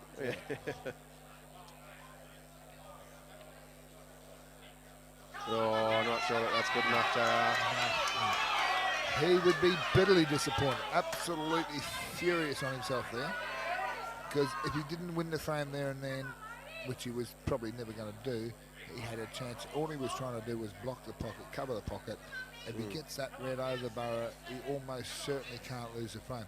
Now all of a sudden a player that... A player of Clacky's calibre. Look, this bloke's one of the best in the country. Runner-up 2 years ago in the Australian singles title to his own teammate Ben Noonan. He's absolute phenomenal record this bloke's got. Taking the yellow into the centre first. Oh, Kane. Oh, look out. Oh, it's a little bit ugly. He's probably got to take the yellow that he just moved up into the other corner pocket. Unless... That's almost his only option. Yeah. Unfortunately, that yellow is probably the yellow he was looking to clear that red with. Certainly was. If he does take that, which I think he may have to, unless he's looking at another yellow in the centre. If that goes, it's not so bad. But If that passes, yeah. he's still got a lot of work to do here. He's got a lot of work to do. But this bloke is an absolute phenomenal player. He can create anything. He's having a look. I think he's looking at the Jackie. Gee, that'd be a huge shot. The main reason he's leaving the yellow there. Difficult position he's in, but the main reason he left the yellow there, the yellow still did block the red coming down the table into that pocket. So unless Paul actually takes control of this pocket or somehow or other manages to get on that red, Paul's still in the game. The rest of his balls aren't that bad. None of them really directly hitting towards the other corner pocket that Paul has control of. Paul's looking at playing this red possibly off the cushion first, moving the yellow as well, getting some sort of shot on the other red and going game. Yeah. Which they always do. They look at trying to... Oh, he's made the miss. Look out. He hasn't potted the ball. He's probably been a little bit fortunate as well. This is unbelievable what we're seeing here because both players, or absolutely brilliant players, have missed a couple of shots you'd normally expect them to get. Well, these are turning point frames. These are the ones that really change a match.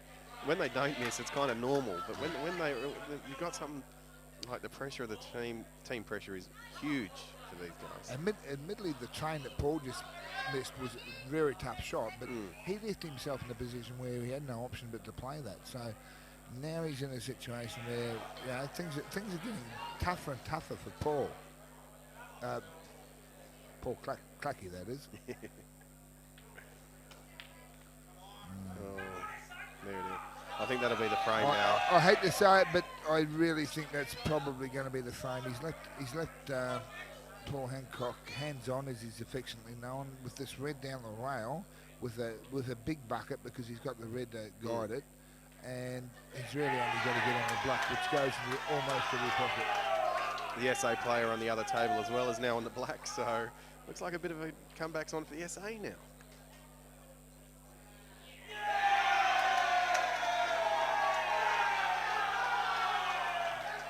Oh, look out. Oh. Well, I'd never expected that, and he's gotten fortunate.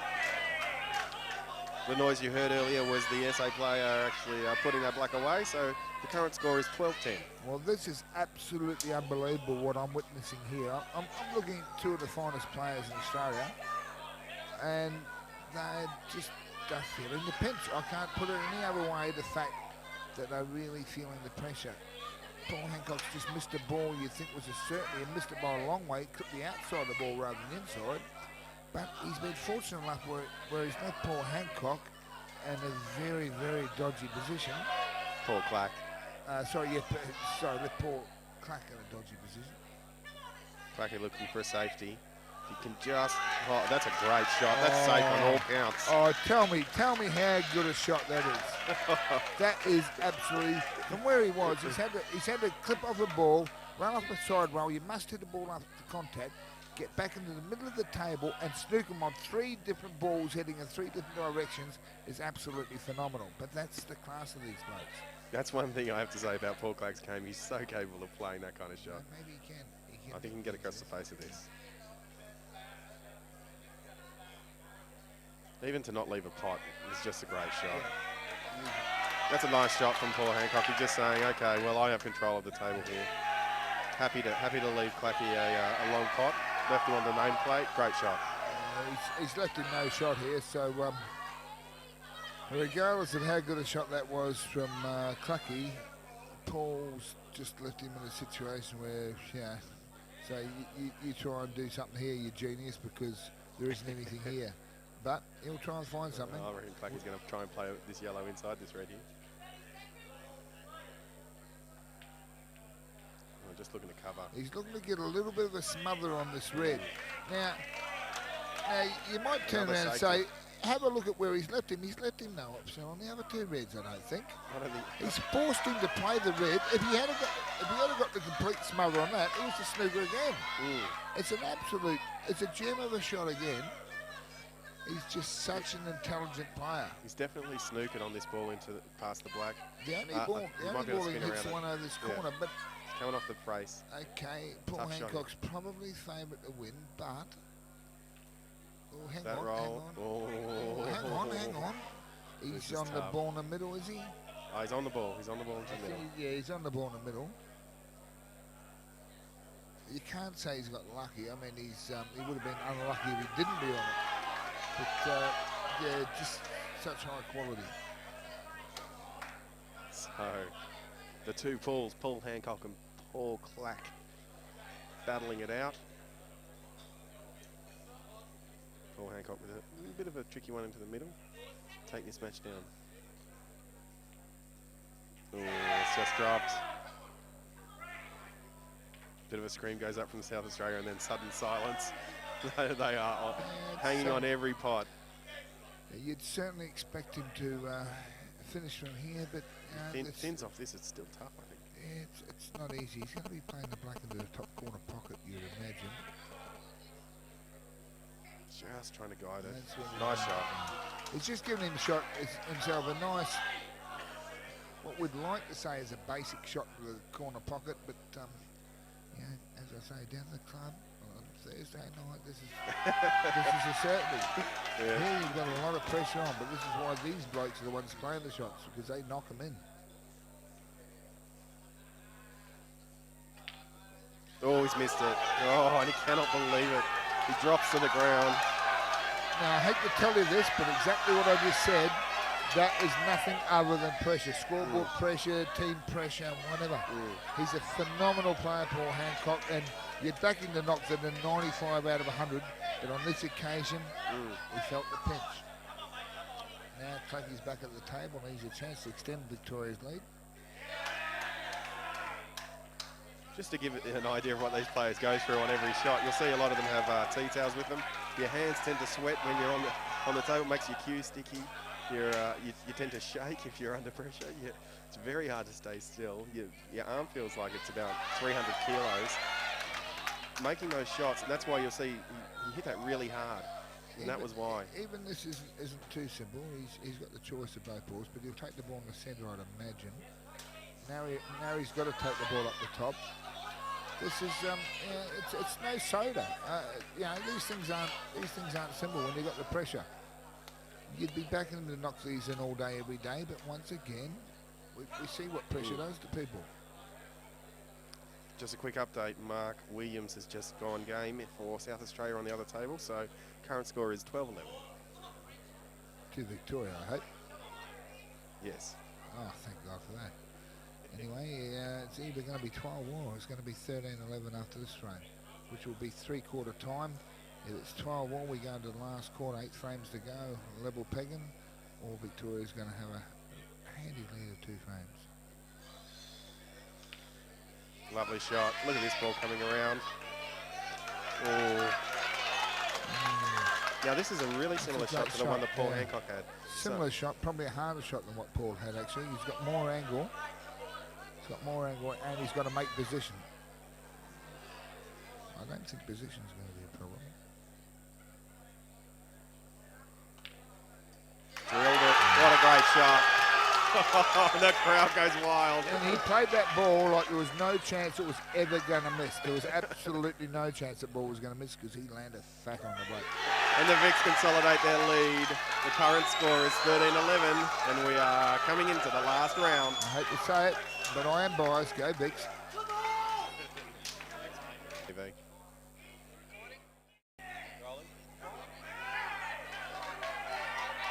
Okay, we're back. This is the final round of the 2007 Mitchell Billiards Australian 8-Ball Championship. The Victorian team are leading 13 frames to 11, and breaking off for them is the little genius, the head, Jake McCartney. He is playing Ben Crawley from the South Australian team, and joining me in commentary now is the current Australian champion, Rusty Wheeler. How you going, Rusty? Good, mate. I don't think that's Benny Crawley's playing, tell you the truth. No, I don't think it is either. I've No, got the wrong not- sheet here. Yeah, I'm not quite sure who the guy is, but I've been watching him all tournament and can't pot a ball, as you do when you're in the South Australian side.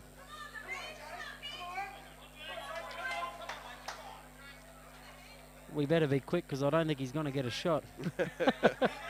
Well, then there you go. He's not standing in shot, so we'll pretend we know who he is until... Well, Jake McCartney, what an exciting machine he is. He's come along in the last in the last couple of years. He's his machine these days. One berry. It's the largest tournament in Australia here, so Absolutely. it's you know, it's no mean feat. But geez, I thought that was bad ball selection, and he's gone. Yeah. Well, Rusty is very succinct about his evaluation of this table. I think he's probably right here as well. Now, just to confirm, guys, the person he's playing is from the South Australian team, Adam Madredsky, nicknamed the Jet Ski or Junior, age 24. It's his first state team, but he was the 2004 Under-21 state champion. So, yeah, Cam Todd. 2004, was it? 2004, yeah. Okay. I don't see too many problems for him here, mate. No, and if he's one of the newer blokes, the SA team would be very happy for him to take a frame for them. It's always good to have the new players take those frames down, especially against the talent like Jake McCartney. They do it every year, don't they? They blood someone new, and it's, you know, they don't bring him in for too many frames, but they put him under the pressure so they can handle it. And absolutely. Great time, I think, actually, to bring a new player in. I can't really see how he can miss from here. I think he just plays this to get onto the one in the middle, you know? Yeah, I think you're right, Rusty. He's in a good spot here. Reds are all open. I mean, if he misses, he's in trouble, so he doesn't want to miss. Touch wood for him anyway. But team pressure, we saw it in the last frame. Paul Hancock missing basically a straight black. And I tell you what, you would not back Paul Hancock to miss a ball like that. But JR called it at the time. He said just this team pressure and the scoreboard pressure gets to these guys. And, I mean, you know yourself, playing in a team, you become very close with your team, and you really, really want to perform for them, and you can feel all their eyes on you as well. It's a lot different playing for yourself, that's for sure. You can only disappoint yourself, and when you're playing for a team and once a year you're playing an Australian title, you definitely want to go home with the prizes. Absolutely. And if you just have a look at the Victorian team on the other side, they're looking and ducking and diving around each other, trying to have a look at every angle on the table. Currently, Brenton Collier's on and out on our second table, so South Australia are mounting a little bit of a comeback here, and I think it's making the Vics a little nervous. He actually played one of our guys the other night for a couple of dollars, and apparently didn't miss a ball in about 10 racks. Yeah, he does that. You got to watch him. Yep. He actually might be in a bit of trouble here. I'm guessing he's going to have to play this with a little bit of side off one cushion, or he can come straight up and down. But either way, he's got to land fat on it. So you think coming thin on this red and then just coming around the table possibly, or? Well, it looks like he's going to have to miss that yellow. If he gets caught up in the yellow, he's just got to miss it with natural C. He's got caught up. Caught up, yeah. And spot on. Look at that, it's actually made it easier. Now he's got to hit this with a bit of side and, you know, hope for a result. But it's definitely come a lot harder than it looked 5 seconds ago. Absolutely. If he had just come back off of that ball a little bit and come around that angle, he would have been fine. Yep, for sure. Now, this is a makeable ball. I wouldn't necessarily say he's totally out of the game. This is definitely makeable. Tough, and the white ball's going to be running. If he can kiss into that yellow, he can put it into the corner. That'd be his best result. Nice pot. Oh, is this going to drift behind? Just wants this to come up. He's Give got him a a shot. Sure, has he got a shot? Oh, I'm not sure that he does. He's asked for a total. No. If this total's not granted, he can chop that black in. She's a big cut. Jack Halligan did one for one of them for us a few years ago in a final. He cut a ball about 900 degrees. It was unbelievable. It's known for doing stuff like that, Jack, I've heard. Unbelievable. Well, I tell you, it's theoretically possible. It's the sort of shot I'd have a dip at. But I tell you what, if he makes it, it's probably dead steady enough too. Actually, no, it might be all right with that yellow in the way. I'm guessing that he's going to come off the cushion and try and knock it in the left-hand corner. Okay, fair call. We've got multiple referees having a look to see if it's a total. No one's got their glasses today. Oh, we're putting the white ball down. Brenton Collier's on a double in the other table to bring it back to 14-13, I believe. I know James Mills, our head referee, is listening to the commentary. I'm wondering if he'll come over and have a go. Brenton Collier has just gone absolutely crazy on the other table. He's screaming. He's just won Lotto 5 times. SA have clawed another frame back, and we're back within one. Victoria at 13 and South Australia at 12.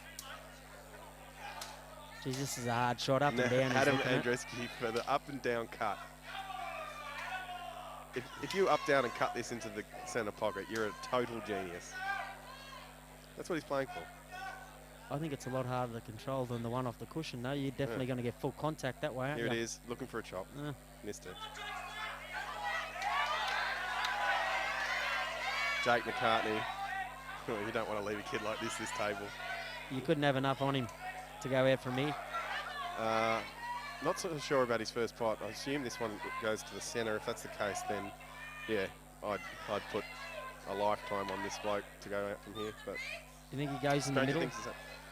I think it does. Looking at the three-quarter shot, I think that ball pass is pretty straightforward. Jake certainly looks like it. So Okay, I was actually looking at the yellow closer to it. yeah, straight through. It's drifting down. Oh, he's overhit that a little bit. Still okay. 2 shots. Just takes the top one now, doesn't he? For a little bit of top to come back down. It's just a matter of getting position on one shot here, isn't it? And you can't lose it for the rest of them. Yeah, that's That's right. for sure. That's one thing Jake's really come up in recent times as well, is his ability to just play that one shot that puts the game out, beyond doubt. It was an absolute huge cut by him before. And Very there it is. He's impressive. Look at that beautiful check off the rail to come into that perfect area. Now he's fine. Stun in the middle, stun in the corner, and see you later. It's heartbreaking to watch people play these, actually. It doesn't really matter the skill of the opponent. You just know they cannot miss. Yep.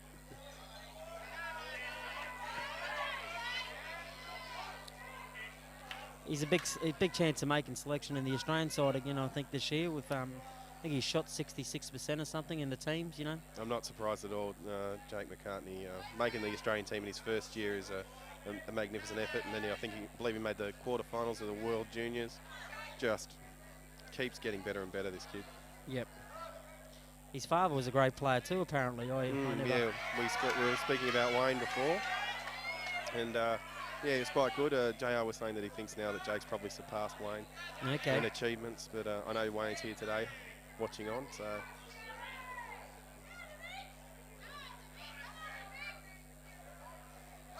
They're loaded with superstars, though, these Vics, aren't they? They are. Well, both teams are. This is actually a little bit like the new generation versus the old in a lot of respects. See guys like Mick Delahunty, Alec Evernadas, Mark Williams, all from the South Australian side. And then all the young guns on this Vic team, like this young lad here, the head, Jake McCartney, putting one away. Straight out. He'll be dirty at himself for that. Yeah, Adam Madretsky. We apologise for getting your name wrong to start with. And yeah, he just ran himself out of position there. Here we go. Now you got Ben Crawley. Now we got Ben. I was even commentating with Ben before. I knew I had got that sheet wrong. He's up against another one of the young guns for the Victorian team, Mark Robertson. Gee, this kid can play too. He's without a doubt one of the best killers I've ever seen in my life. He doesn't play your typical 8-ball game. He plays more a controlled snooker, like obviously you know who his brother is, so. Yeah, we promised him we don't talk about his brother too much on Pool TV. Okay then. Well, apparently he's a lot better than his brother at 8-ball, so you could just imagine the class of him. Absolutely, yeah. But Ben Crawley's no slouch, world under-21 champion. Oh, well, there you go. I'm guessing you got to be playing pretty good pool to win a world title. Yeah, absolutely. Represented at a national level 12 times. I'm assuming that includes juniors and other things, but yeah, I actually haven't seen Ben play before. He doesn't come across for the other comps, the Victorian comps, so it'll be interesting to see how he goes here against Mark Robertson, who's right up there as well. It should be a good match. They didn't come out too well, that's for sure. No, that's the second break we've seen where the sort of just stuck together a bit of glue on the balls.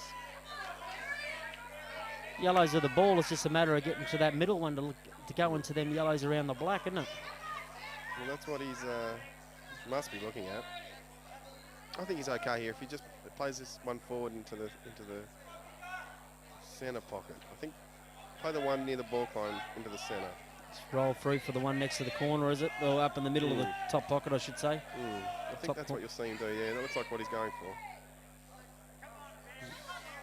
Looks like he's stunning it. Yeah, just coming forward a little bit. Yeah, he's okay here. Should be fine. He's perfect here, really, if he lands where that red is. But he's going to go near. Yeah, look at that. Replace that ball. Great shot. Now it's just a matter of leaving himself half ball to go into the pack. That's right. It's an old snooker player shot. The half ball blue into the pack.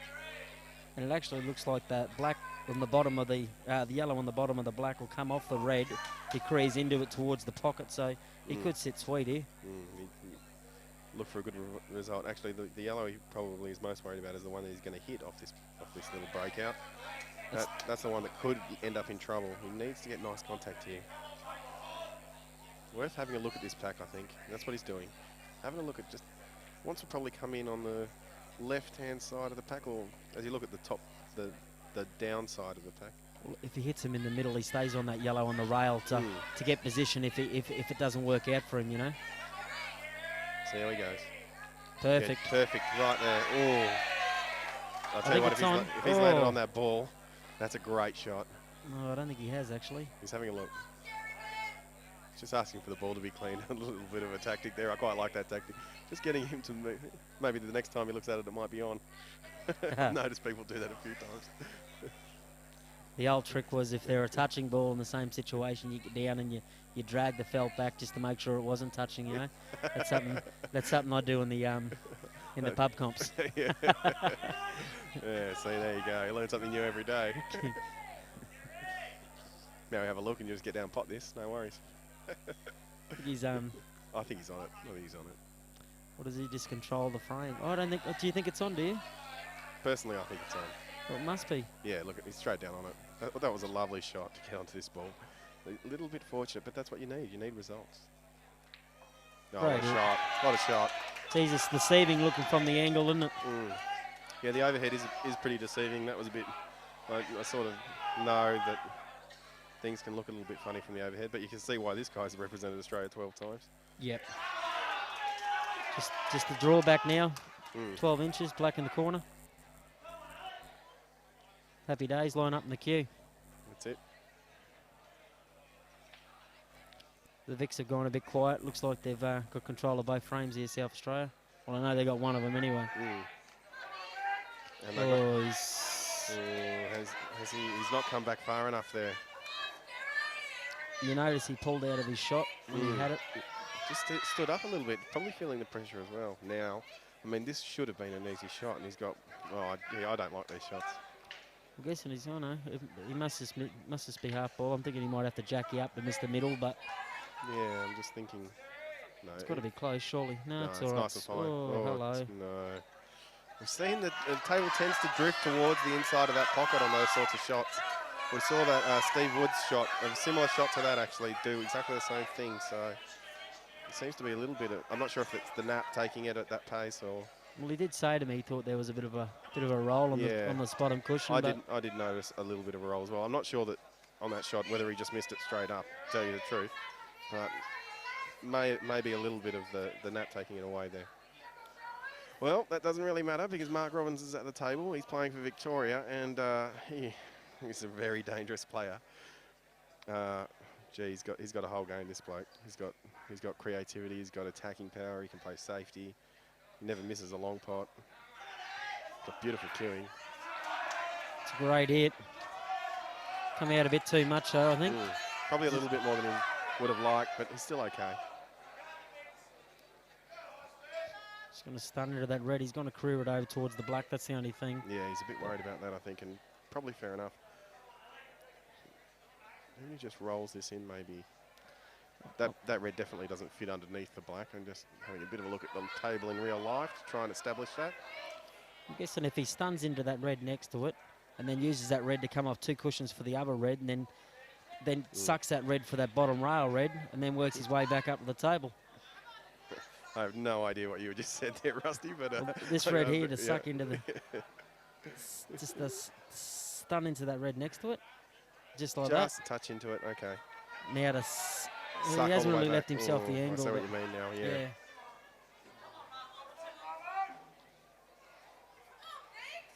I'm guessing he's going to do no Tommy tap-ups anyway. I don't. Oh, you never know with Robbo. Occasionally he will. Well, Try. If he sees a safety where he doesn't think the guy can pot that black, I mean, put the black over the hole. With these guys, you pretty much put it anywhere on the table and they can pot it. They'll come up 3 rails if they have to. But I'll tell you what, Robbo can play safety. Well, he can knock that red in and touch that red on the rail there, and it'll stop the up and down, and it'll sneak it from both. But I think he might even be looking at that. I'm not sure. It really depends how he feels. Oh, they play the safety. Oh, look at that. Surrounded. I don't know if he missed that on purpose or not, but that's a great result. Now, looking for an angle. 1, 2, 3, 4. No. Oh, that's a tough out. Can he take it? Yeah, well, geez. Tough to hit. Does he put on a show for the boys and do a little Massey? I want to see the Massey. I want to see the big reverse Massey. That's just about his only shot. And in these situations, you'll see a bloke have a dib at a shot like that because it's his only shot. Why not? Why wouldn't you have a go? I want to see Rip Felt. I want the lot. Well, you're asking a bit much there, mate. I don't know. I think actually in Carl's club he kicks you out if you play a Massey. So I'm not sure if Carl's going to kick him out if he tries.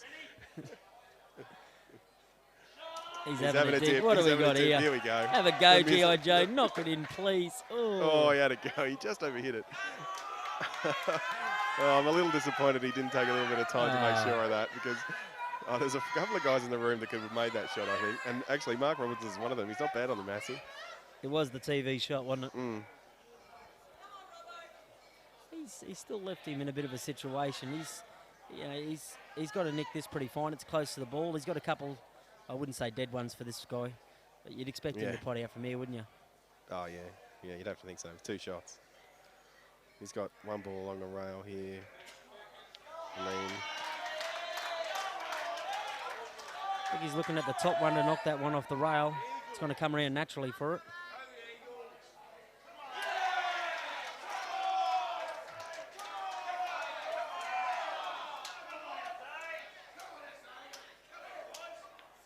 Oh, brick that up a little bit.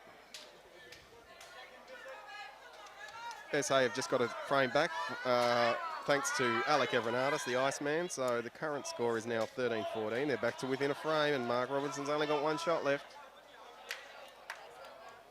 Got to have a go. I'm guessing he's got to run this down with a bit of right-hand side.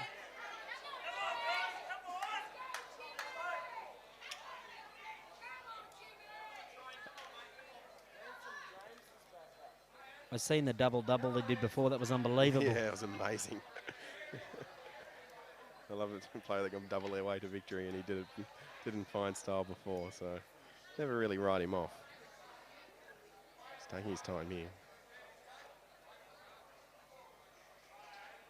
Tommy tap-ups. Okay. So I decided to play the safety. Like I said, Robbo can play safety. He doesn't mind always leaving a player a shot.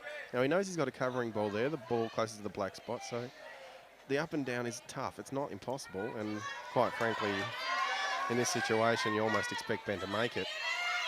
Does he go the other way, under the red off the cushion next to the jaw? There's that as well.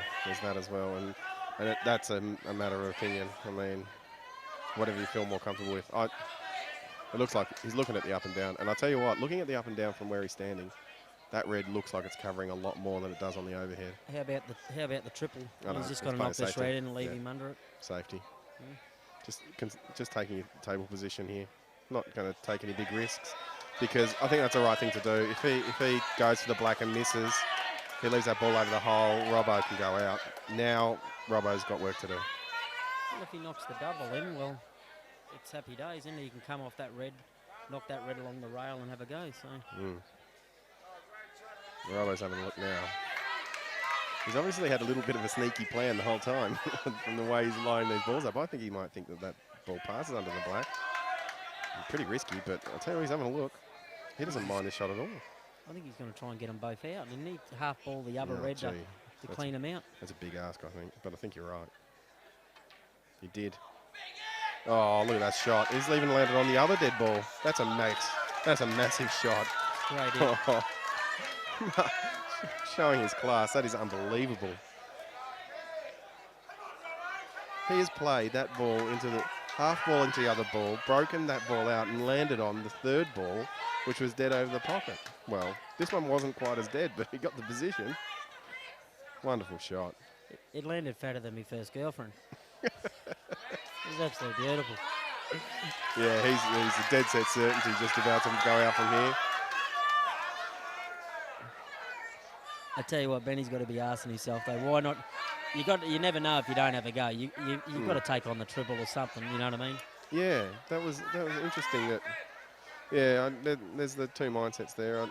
I didn't really mind Ben's shot. I mean, Robert played a great shot to get out of it. But that's the difference. You got a guy like Mark Robertson up against you. You got to have a dip. You got to go for the massey. You got to go for the big shot.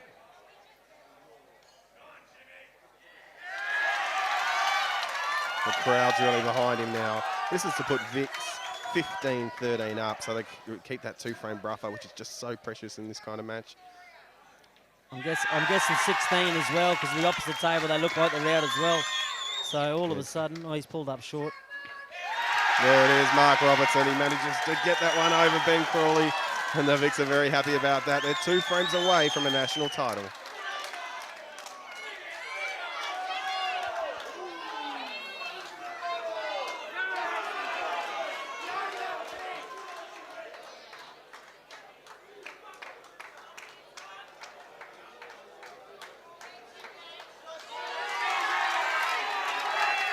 Just an update on the other table. James O'Reilly is playing Paul Hancock, and James O'Reilly's really performed well for the Vics. We haven't seen any of him on the feature table, but he's going well on the other table. He's looking like he's out here against Paul Hancock.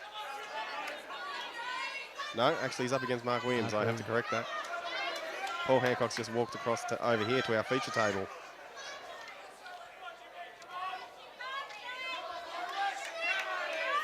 I'm guessing he's feeling the eyes on him as well after that last one he missed. But he's a class act, and I'm sure he'll get it back. Paul Hancock will be feeling it, and he's up against a bloke that had a really big match as well in his last game, so solid.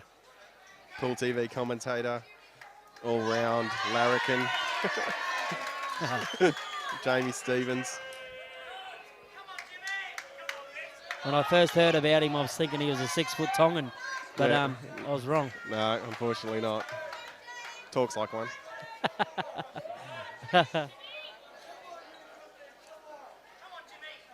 No, he's really come on, and I tell you what, Solid would love to put this match put a Vix on the hill here. He'd love to be the bloke that really puts him on the edge. He's going to do everything he can here as well, and his game's coming up as well. The Vics look like they're out on the opposite table here. Well, if James O'Reilly wins this, then Solid has the chance to close it out. Oh, he scratched off the break. He'll be devastated. I'm just wondering what's going on with these the racks, because they don't seem to be spreading That's as right. much as they were. That's the third one I've seen where they've all just been sort of clumped up. There it is. James O'Reilly has put the Vics on the hill, and the Vics have gone crazy. Current score is 16-13. I'm just wondering if they're pulling out of the break because they don't want the white to come off the table, or, geez. I'm not sure. I think it's just not quite staying together there on the break. They're breaking all right today. Yeah, they broke it right for you. Maybe with a little bit of wear as well, the table tends to maybe slow down. I'm not sure. Could be anything. Might be the way that this guy racks them up. Right, it's Look at that shot from get a Paul result. Hancock. Now, we're saying in his last match he was playing to break balls out, and he's just done it again. I've got to say, these old war horses from the South Australian side, they know how to bust a pack up. Unbelievable. That Mick Delahunty last night, some of the pool he played was unbelievable. Yeah, I heard he had you on the ropes. Oh.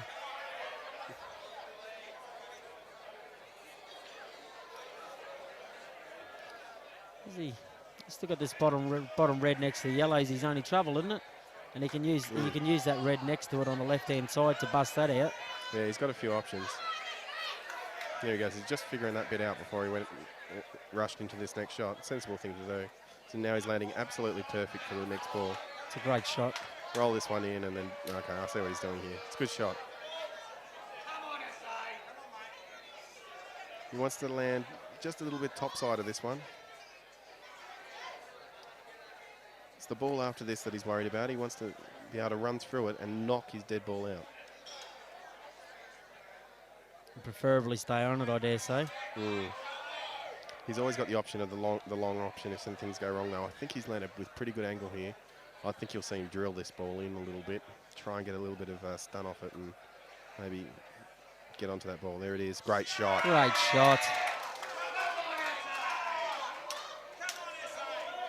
So the SA aren't dead yet, don't you worry, folks. We're down to the feature table only now. All games will be played from now on the feature table. So as we approach a result, we get that for Pool TV. I wonder if that last miss will be going for his head. Well, it might be, but I don't think he'll be faced with the same sort of shot and miss out. Well, maybe. It really depends on this shot, but I can't see him missing something like that again either, because that was really a 1 in 100 for him to miss that. Nice shot, but you're right, pressure. Can he hold on to the pressure? Well, he's tossing up here. Does he use the red to come out and put that other red in the middle, the one on the rail to come out for the one in the middle, or does he screw the one in the middle to come back and just take rail? He's going rail. Rail. It's my preferred option in this situation. Good shot. Here we go, just roll this in, roll the black in. Well, he does leave himself a long black in this situation unless he can, well, back yourself and screw back off it a bit. I'm guessing I he's think he going to will. be doing that. I think he will, yeah. This isn't too bad a shot.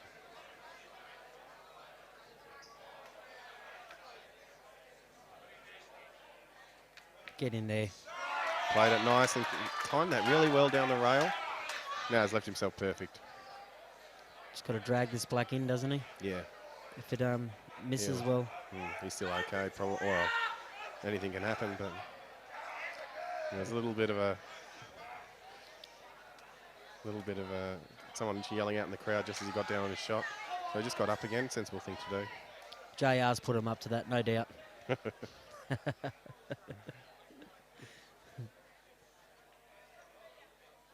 Respect from the crowd, and it's dropped.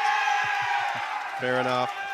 So the South Australians claw one back, and oh gee, the pressure's on. He actually missed that, but he scared it in, I'm telling you. I think he scared it in as well. That looked like it wasn't going to me.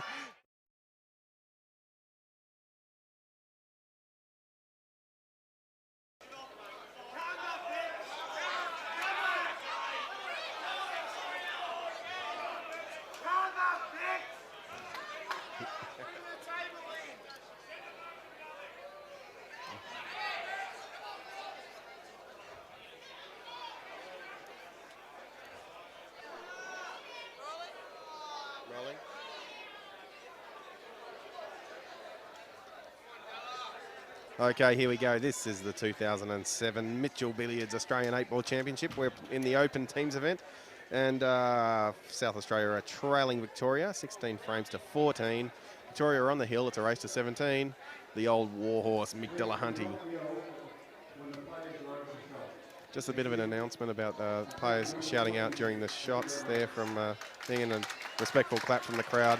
Just fair enough. I think these players deserve the respect of at least people staying quiet while they're on tough shots. I think Alex had something to do with that. I've seen him go over to the Victorian manager and tell him to keep their supporters a bit quieter. Get in there. Beautiful. Yes, we like to see the balls going off the break.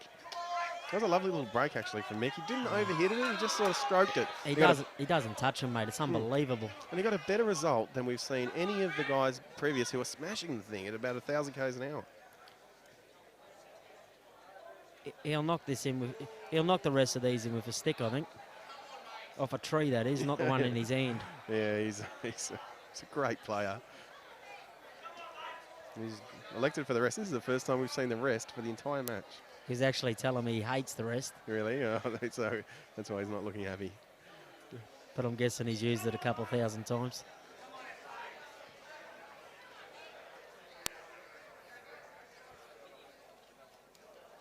Clacky will be like a statue for the rest of this game. That's right. He doesn't move much when he's off the table, actually, Clacky. He just sort of watches things as they go along. Doesn't show much emotion. What do you think? So you think Della's a dead set certainty on these reds? I'm thinking. I see what you mean now, because he's got that ball to stop on, and he's got the ball next to the yellow. I was just looking at to see if it was a problem, but the one near the black is there for it. So I think he's okay here. I think you're right. Just got to get into this one opposite the middle to get on the one next to the yellow, just like that. Yeah. Just rolls through this dead weight or stuns into it. Doesn't really matter. I'm guessing by the looks of the table, I'm guessing he's got to stun into this slightly. One thing's for sure, he won't be rushing. Man's got ice in his veins. Hello. Yeah, I think he wanted to land a bit straighter on that ball. I think he wanted to just stop. Oh, nice shot. Great shot. It must go in the corner the way he's playing this frame, because he's going to land, I'm guessing he's going to land the long red to finish it, the one next to the yellow. Definitely goes into the corner.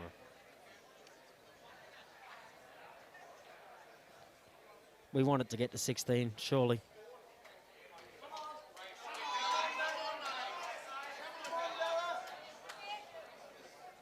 It's just a matter of getting on the other side of the black for the one in the guts now.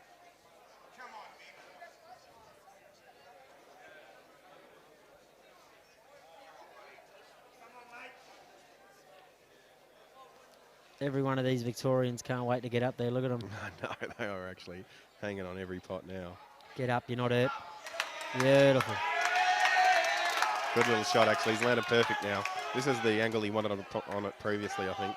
He's absolutely no problem here. Bookies have stopped bets. South Australian team look on keenly. They're desperate to get this to a decider. Oh. Oh, he's missed. I cannot believe it.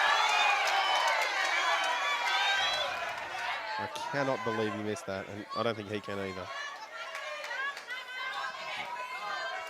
He left him the one down the rail to come back out and maybe knock the red and the yellow out to open it up for him, or does he take the one in the corner? Yeah, he's got a couple options. I think that's that angle. There's a bit too much angle there to come back into those balls. Very deceptive on the screen, that's for sure. Clucky'd love to put this away for the Vicks as well. Yeah, he's got to take the long red, long yellow into the corner.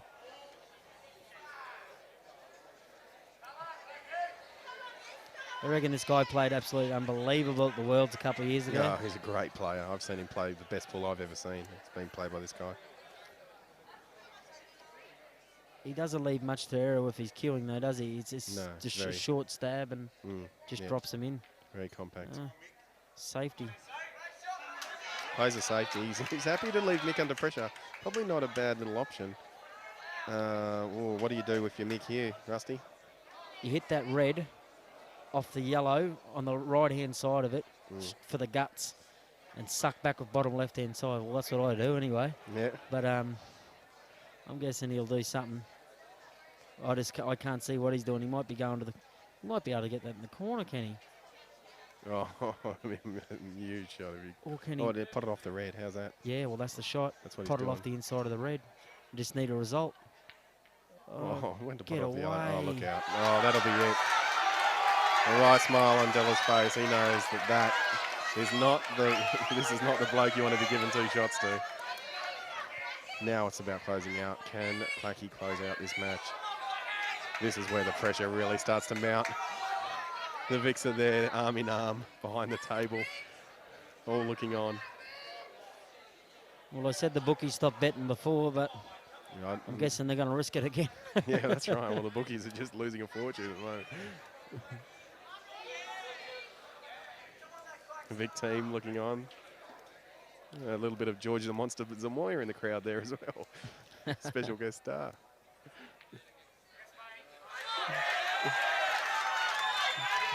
Surely it's Red Rover. Oh, it'd have to be. It'd have to be. The South Australians pretty well know they're gone. The faces are sunken. Yeah, they need a big mistake from Clacky. They need a big mistake. The referees look on. Andrew Hedges and Gordon Mates. They've been great referees for us today. Referees on the other table were Karen Urquhart, Michael Keast and Charles Folletta, Chuck Folletta, who's a old school MMPL guy from my old... Oh, hello. Look out, this is where the pressure comes in. What do we got? He's got a result. It's never over, but he's okay. There's a 4 balls and a black. to win a national title for the second year in a row for the Vics Unbelievable. against the biggest rivals that they've ever had. This Victoria-South Australia rivalry dates back so long. They're always giving each other heaps.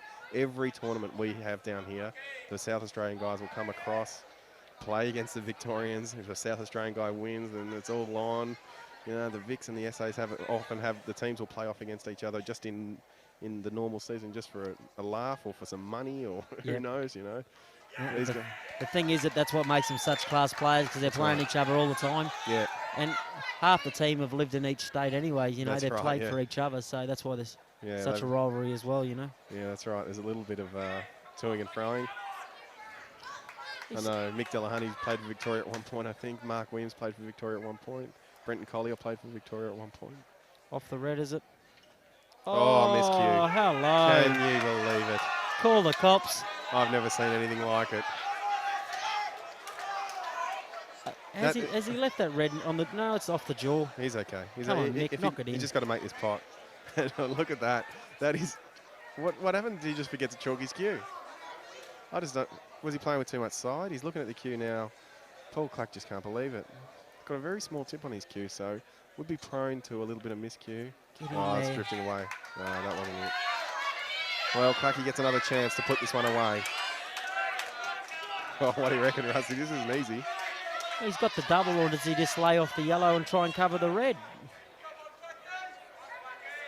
Yeah, I see what you mean. Either way, I'm guessing he wished he had that last shot over again. I wish given the choices, anybody would wish. Here he goes. He's looking to cover. Now he wants to just consolidate the frame. That's the right thing to do, I think, in this situation. I mean, I don't know. He hasn't really given Della a shot, but... It's all a bonus for Mick, though, isn't it? He was Yeah, gone. that's right. Yeah, Mick's now just celebrating a bit of life. Just double kisses it out. Nice shot from Mick Delahunty. That is the shot of an experienced man. Double kisses it out and puts the white ball on the nameplate. That is a great shot. Oh.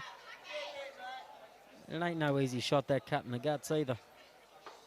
I wouldn't want to be knocking it in for me last dollar. No, he's opting not to take it on at all. Was he just going to face off this thin off this yellow? Oh, just double kisses it out as well. I think he might have left this ball on. Long. In the corner. Looks on, doesn't it? Looks very on. Knock it in, Mick. You deserve it. If he can knock this in and come out somehow, this is a massive shot. I think it's on. I think he can do it. Momentum's got to shift, doesn't it, surely? Well, at this, it's crucial. Drills it. Oh, what a great shot. He's actually been a little bit stiff here. He didn't want to be on the cushion. That just adds a little bit. Look, this is a tough positional shot now. Before, if that stops an inch, an inch short, he's okay. If it rolls an inch forward, bounces off the cushion, he's okay as well. But just exactly where it is nasty. Dead weight, long black. You don't want to be doing it to keep your team in the final, do you? No, it's almost his only choice, though. Get in there. Go, you good thing. Here we go, Mick Delahunty. This would be a massive comeback. He was gone for all money. First he had the frame, then he was gone for all money. Where's Clacky? He's in the grandstand somewhere. Clacky's got his head there down. He is. No, he's got his head down. He doesn't want to look. Fair enough, too. Cannot believe it. Had two shots, missed a simple pot, then miscue. And, He wouldn't do that too much, I dare say. Oh, not at all. Not at all. So this is a precious shot. Come on, Mick, knock it in. Well, he's just giving it every chance. Dead weight. Oh, he did a hop. He just wanted to leave the ball safe. That was a fair thing to do because he came over here and had a look at what Clacky's left. And there's not really much here. Clacky's got to make a big shot here to stay in this game. He's got two options, hasn't he? He's either got the nick and he's going to lose control of the white, or does he play the Charlie up into the other yellow? I think he's looking at the Charlie, as you call them. The old plant or the Jackie or the combination, I think some people call them. Or he could chop it across and into the open pocket. Oh, I think, no, he's not. He's playing the nick. Nickers. This is a massive shot. Watch the black. Oh, hello. Oh, there it is. Well, the Charlie was an easier shot. Yeah, I think so too. And you just have a look at the faces of the Victorian team at the moment. They just can't believe it.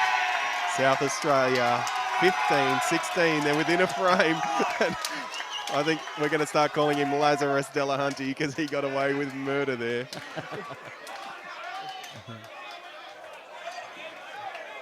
I actually just seen Buffer call the cops because I think they just got robbed. Yeah.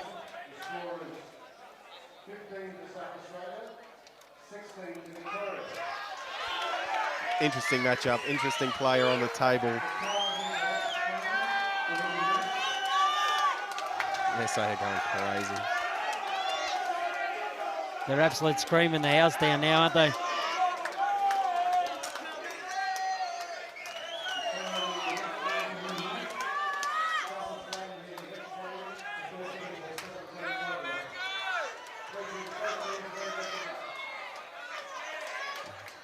I haven't actually seen too much of this John Manios before. John Manius is the hardest working player in Victorian pool. He practices every day for about 300 hours, I reckon. he's just that kind of player. Really, really solid, steady player. Doesn't make many mistakes. If he is on, he will clean up the table every time. But I tell you what, he feels pressure, and Yep. this is not the position to have him in. Honestly, we saw him. He bricked up a ball earlier today, and it was a straightforward pot. And I've seen him do it a couple of times. So this is going to be interesting. This is huge. This is an epic final. We knew it was going to be big. It's going to come down to one of the last two frames. Mango. Is it mango season? John Manius. He's up against Kelvin Lee, just another, massive player. Class act. Kelvin 4 Australian Lee. teams, 11 state teams for Kelvin Lee. Gee, it's just so interesting to have John Manius in this position. Because like I say, he seems like he's not super under pressure, but then he'll do something unbelievable. Like he is class. Don't get me wrong and think that I'm saying you can't fire under pressure, because don't worry, I've seen him do it many times. But there's also there's just that every now and then you get that feeling that he might miss one, You can actually look at a person and you can tell if they're a bit uptight, and Yeah, there's no doubt. I'm guessing I've just picked him in one. Yep. Yellows are the balls. It's just a matter of Yeah, it's just a matter of going about the business. he's got to make a name for himself and go game here, surely. Mm. He doesn't get a better opportunity to put himself on the books, does he? No, absolutely not. You see what I mean? He's just a little bit. He just feels it, and he stands up a lot on his shots and things. But Oh, Reds. see, there we go. There it is. Couldn't find that angle for himself. Nominated red, so he's on them. Kelvin's coming in on the yellows. Walking around the table with a lot of confidence, actually. He's happy to be here. Oh, I think he's happy to be playing who he's playing. He looks very nervous at the moment. But as you do when you're under the pump, it's hard to get over that line, isn't it? The Vics, they came back against West. Yeah, you need to close these matches out so hard. I'm just starting to wonder who might be coming up in the last match, if there is one as well. I'm going to try and find that out. Is he looking at yellow here, is he? The big long one into the corner for a bit of fun. Hmm.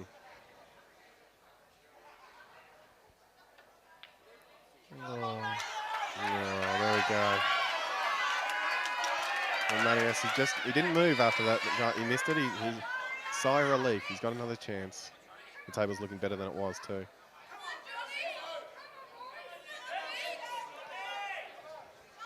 Can't understand why he didn't take red. Manius was on red. He was already on. Oh, was he? Yeah. Well, that probably will explain it. Potted a red off. Potted a red off the break and forced him onto yellow. Well, this is the kind of frame. This is it. This is exactly. This is a typical pool frame, in my opinion. You've got all the balls are on except for one. You've got to break one ball out, and that you see this so often. There's a ball next to the black and a little cluster in the middle of the table. This is the sort of frame that you need to be able to create a game from, and that's how these guys become state and Australian representatives. So let's see how he goes. He's given himself a little bit of angle now to get into the pack. He's played that absolute perfect to stun into the pack here. Half ball again. So you're looking at the exact spot on the pack he wants to hit. He's very methodical, John.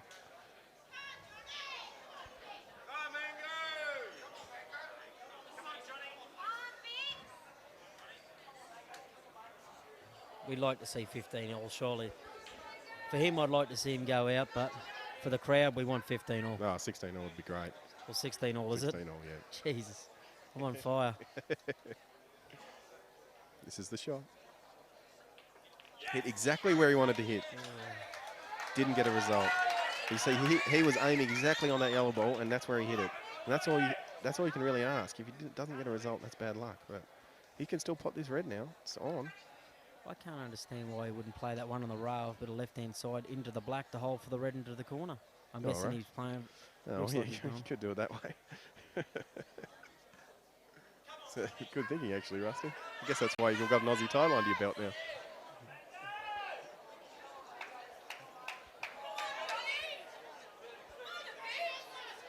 He's looking in middle. Yeah. Yeah, I think, knowing I played John a few times, I think the sort of player he is, he'll try and come into the middle, underneath for the corner of the middle here. Into the pack now. Oh well, this is now, it's your shot. Yep, straight into the black, is it? Straight into the black, I think that's his only option. A little bit of bottom right. Yep. Still needs a result, doesn't he? Mm.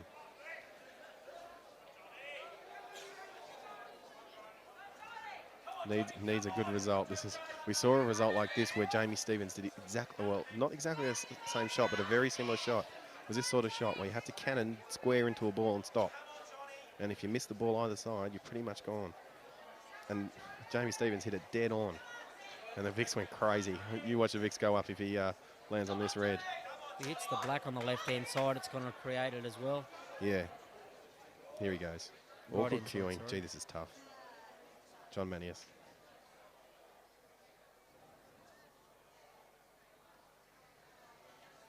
Happy days. Looks good. Oh, he missed. Missed the pot. Didn't get the result either. He needed to hit that black square. And left a hole there. And that was all a result of hitting the ball a bit too thick. If he had got that thin, he would have hit that black dead square and he would have been perfect. He just didn't get the aim right. Maybe a little bit of throw off the cue. Yep.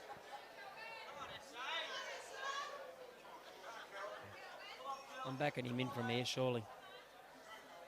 You think Kelvin's got the goods? It's just a matter of knocking this yellow in and sucking up the rail for that other one on the rail, and the rest of them are sitting like ducks.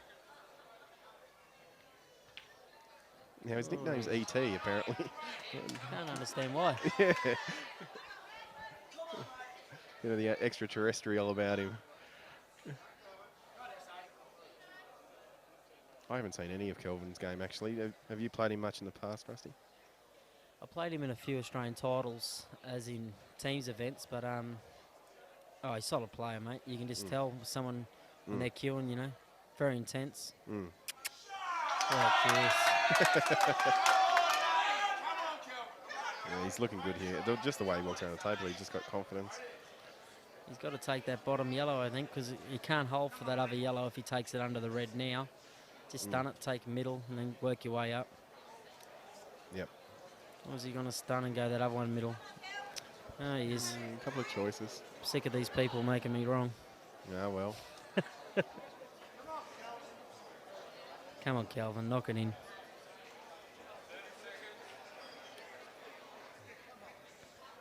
He might be able to suck back and just stun out for it. I'm not quite sure. Great shot. Get out, red. Get out, yellow. Well, Kelvin Lee has just played a magnificent shot. I just can't believe what's going on here. We have got the most crazy final I have ever seen. South Australia currently on 15 frames. Victoria on 16. Victoria are on the hill. This is a race to 17 people, which means that if Mango wins this frame, it is all over. There's a massive fight back. A miscue from Paul Clack in the last frame to keep him in the game. Oh, and he had two shots there, mind you. Mick Delahunty looking to close out a frame and then just totally missed it. I don't even know what happened. And then They're back in it. Kelvin Lee playing beautiful. 2 cushions, yellow into the middle, or we'll just stun out. 2 cushions, Stop get it up. in. You're not hurt. Beautiful shot. Great shot from Kelvin. Dead straight stab, is it? It's dead straight, all right. Suck off the cushion if you got to, and land fat on the other yellow for the Charlie again. But or do you leave yourself half ball so the white ball can come out with the yellow as well? Yeah, plenty of options. With the yellow where it is in the pocket, I think he's okay to land straight on. There's no way that ball's coming out unless he really misses it. Yeah, so he's decided to land straight. Just drilled that ball in. Now he's okay.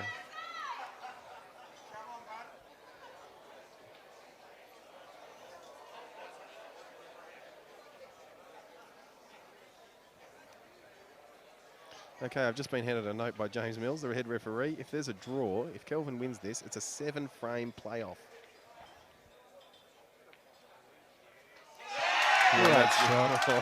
I'll tell you what, it's odds on to happen now as well. The playoff for the national title, a 7-frame playoff.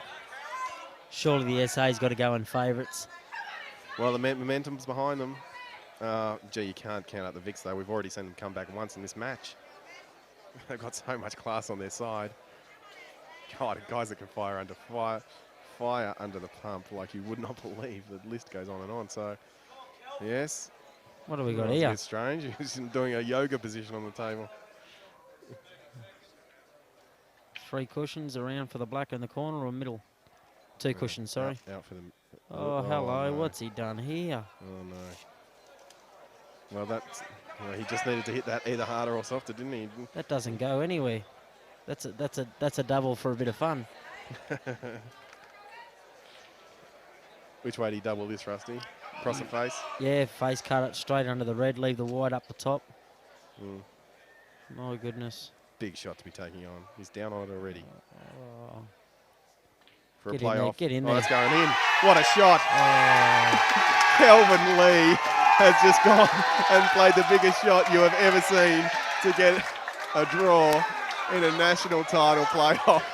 And the Vics are laughing. I think Mick Delaney's crying. It was a crowd pleaser.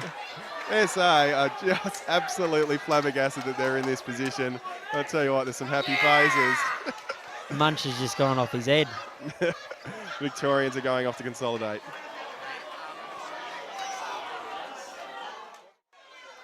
Here we go. This is the playoff round of the 2007 Mitchell Billiards Australian 8-Ball Championship. We've got Victoria versus South Australia. The score is 16 to Victoria, 16 to South Australia. It's the end of normal time, you could say. So we're in a playoff. It's a best of 7, a race to 4. I'm joined in commentary now by Victorian stalwart John Russell. JR, you've got the lineup there. I'll give you a really quick lineup. Obviously 16 all in the final. The lineup is for Victoria, Mark Robertson versus Alex Everardis, then Jake McCartney versus Mark Williams, Ben Noonan, Brenton Collier, Nick Skerry, Mick Delahanty, Paul Crack versus Paul Hancock, James O'Reilly, Adam Andretsky, and the last match will be Jamie Stevens and Calvin Lee. Right. Interesting choice by Alec to not put himself in a breaking position, but actually giving himself it's paid off. Very surprising. It's the first time I've ever seen Alex come out into a national title final and not be breaking. But Mark scratched off the break. He's gone and off, so Alex has got 1 shot open table. Remembering here, it's 7 frames. It's the first team to 4 will win this Australian title. Possibly the closest contested Australian final we've seen in years. And we picked it at the start, didn't we, JR? We said it was going to be huge. We're absolutely right. No team's going to lose this. One team's going to snatch and grab it. They're going to actually win the matches. Good teams like this don't lay down and lose. The other team takes it off them. So here we go. Well, it's South Australia with the chance to take first blood here. The Iceman, Alec Everardis, at the table.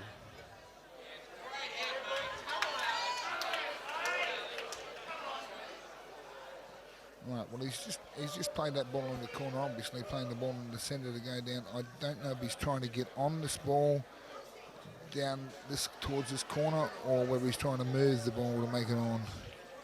Yes, he's moved it. That's a great shot. That's a great shot. He's just such a class act, isn't he? And- in this situation, you don't want anybody else at the table. Not only has he made this ball on, but now he's got onto a ball where he can stun up the rail and get on his only other difficult ball. Oh, that is unbelievable. It's a class act, but that's what we're used to with this bloke. He's one of the greatest players Australia's ever produced. So that seems to be the ball he'll take next. I can't see him taking a different path. He's just figuring out his own path in his head now.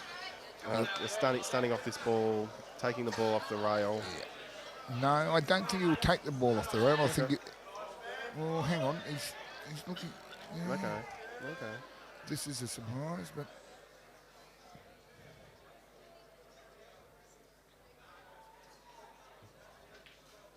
Oh, he's come back into it. Look at this shot.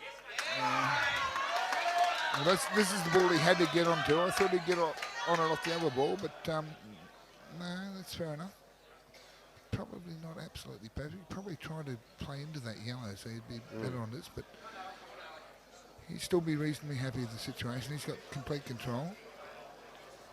So now, Actually, in actual fact, what he's done here is he's allowed himself to go into this into this yellow or black and open the black up even more. yeah, I think that's what he's going to do. I'm not sure if he intended on it originally, but No. he's got the opportunity to now. Just And break now that he's yellow done out. it, yeah. What a lovely shot. And have a look at that. This is the sort of class you're looking at here. He's still got work to do though. Now he's ended up on an awkward angle. He's running away from his last work, so it's tricky. Yeah, he's Although got to open really the back. almost just drop this in dead weight, doesn't he? Yeah, but even then it's still dodgy. It's yeah. Yeah, how like does he get on the black with that much angle? I see what you mean. You're never ever going to count this bloke out of doing whatever, but he has got a little bit of work. He looks like he's playing this very straight. Yeah, he'll have a shot on the last. Oh, look at this shot. Oh no. He's, Interesting shot. If he had made that shot, he would have been a hero. That was a lovely attempt to give himself the opportunity to go out. And I can see why he played it, but it hasn't really worked out. He's gotten a good result. he's got he's got half a result on where he's left Mark. The Reds not only blocked the yellow down that rail, but he's left Mark no easy opening. Mark's got to double his yellow back into the other corner, and he either has to pot it or he has to get. No, hang on. Played the safety. Yeah, that's a good shot. That's why he's out there and us blokes are only calling it because we don't know what's going on. But no, it's a great shot from Mark. It's a lovely little shot because he did look in a bit of a sticky situation there, and I agreed with you. I thought that he might play the back double and maybe try it, send the wide up the table, but he was happy just to bump off it. Even though he's not in control, he's probably just about got himself back into favouritism. There's not much in this. All right, Looks like he's playing a swerve around the yellow that's in front of him, not the yellow that's next to him. Tough shot.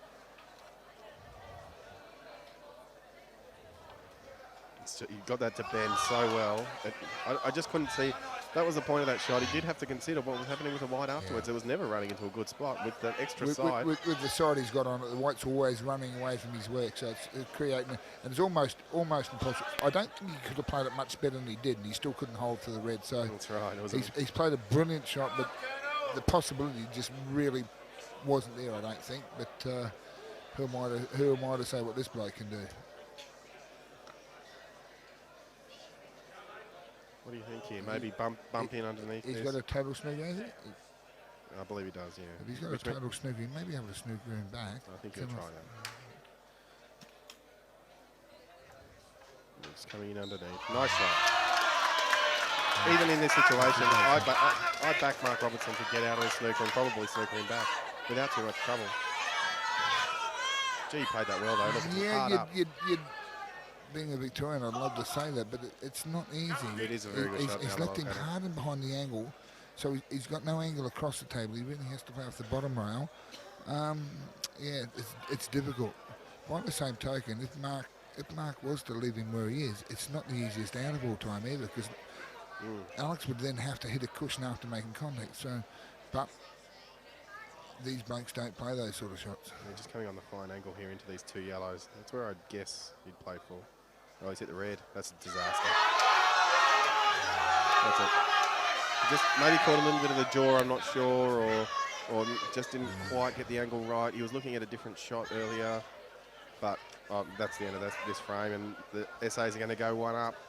As I say, and hindsight's a wonderful thing, but if he hadn't left him just behind that red then and didn't even try and get out of the snooker, I still believe he was a huge chance to be in this frame, but Yep. I'm sitting here because I'm not good enough to be out there, and that's the difference.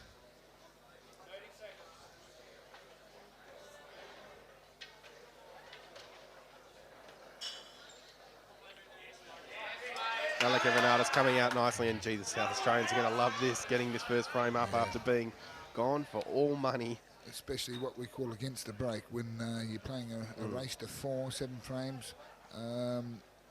Victoria having the break, and they was pitched the first one against the break. It's break of service. It's good. Alec Evernatis does the job for his team. He's a class player. And the South Aussies are going crazy. All right, frame number 2. South Australia leading 1-0. We've got Jake McCartney from Victoria playing against Mark the Machine Williams. Mark the Machine Williams, I'm not sure that we've seen him on the feature table today. No, in actual fact, you're right there. Once again, absolutely phenomenal player, and we haven't had the opportunity to see him on this table. So I keep saying this, but this bloke's won a huge number of major tournaments throughout Australia. Well, this guy's they don't call him the machine for nothing. He can pot out from anywhere. He's a hugely attacking player, a great player to have breaking off as well. Yeah. You can see why he's in here a second. He's played really well all day as well. I've been watching him on the second table, and he's played a couple of crucial outs. He had a big night last night, but he still played very, very well for South Australia at the final, which he's big time. Director Angelo Botera said he got best on ground for the dance floor last night. So when he said on ground, he meant on ground because that's where he spent most of his time. Oh, and he's missed. And then he's up against the head, Jake McCartney. I'd love to see this kid just play a massive frame here. Jake's really been only on the scene at this level for 1 or 2 years, and he's taken everything before him. This year he won the probably the toughest tournament, Berry Open, South Australia, a $14,000 tournament. And I mean, what is he, 17? He's only a kid. He's got a huge future ahead of him.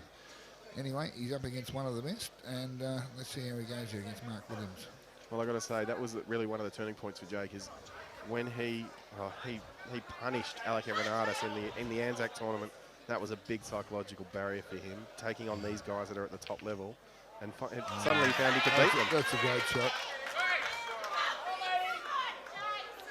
You got to remember this bloke same time last year played his first outing for Victoria at the Nationals and went through and actually had the highest percentage, I believe, out of every player at the Australian titles. A lot of people might have been surprised he didn't actually didn't get player of the carnival.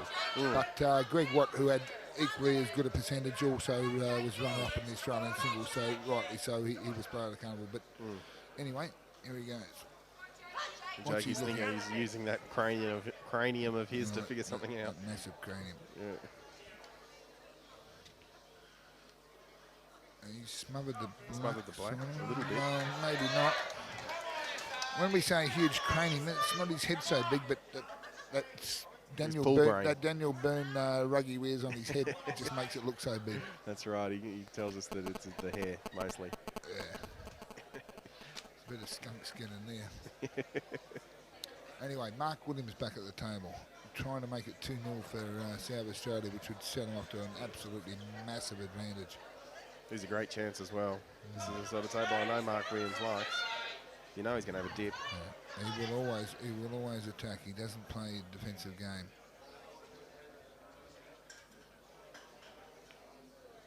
He's cut off the face. That wasn't a great shot at all. That was an open shot. As with a lot of these players, when they play their attacking game and play forcefully and whatever, they cue the ball so well it's unbelievable. But when they do start playing the push and shove roll game, all of a sudden it's a different game, isn't it? Used to it. Yeah, they're just not. It's not their natural game, and things do come undone. I guarantee if Mark Williams tried to stun off that ball at 1,000 k's an hour, and come just out for the next ball, I reckon he would have potted it. Well, he's a 50-50 bet, isn't he? And where he's left it here, he's really left it in no man's land and given Jake a little bit of a sniff here, an opportunity.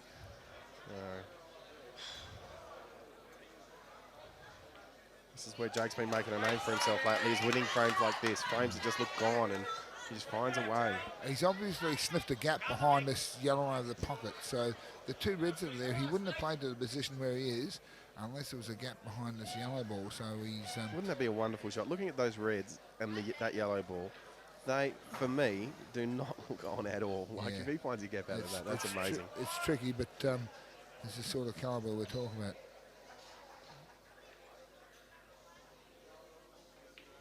And there it is. That's what I'm talking about, folks. For me, that did not look on. He's been stiff here. He's really been stiff. The yellow's come back up and double kissed the white, which has actually kept him off the ball he was going to be on back across the table, which, if he doesn't get the kiss there, he's not only got an opportunity to pot that ball, but coming across and developing the red next to the black and being out of there. So very, very unfortunate. And now it's back to an even money situation. Jake's got it all ahead of him. He's looking at the cut off the yellow into the corner pocket. Come and stock still off this, come off the, gee, this is a tough shot. He makes this shot, it's amazing. Look at this shot, look at this shot. Jake McCartney, what a freak of nature this kid is. Once again, it's the sort of situation where the average run-of-the-mill player doesn't even see the shot, let alone be capable of making the shot. And that's what just stands these blokes head and tails above the average player you see at your local club or wherever. The only reason I called that shot was because he was looking at the jackie on the yellow before he played it. I would never have seen that shot myself. Still in a tough spot, gee. Yeah, he's in a lot of trouble here. He's in a, for as good as he's playing the last two shots, if he doesn't do something, he still loses the frame here.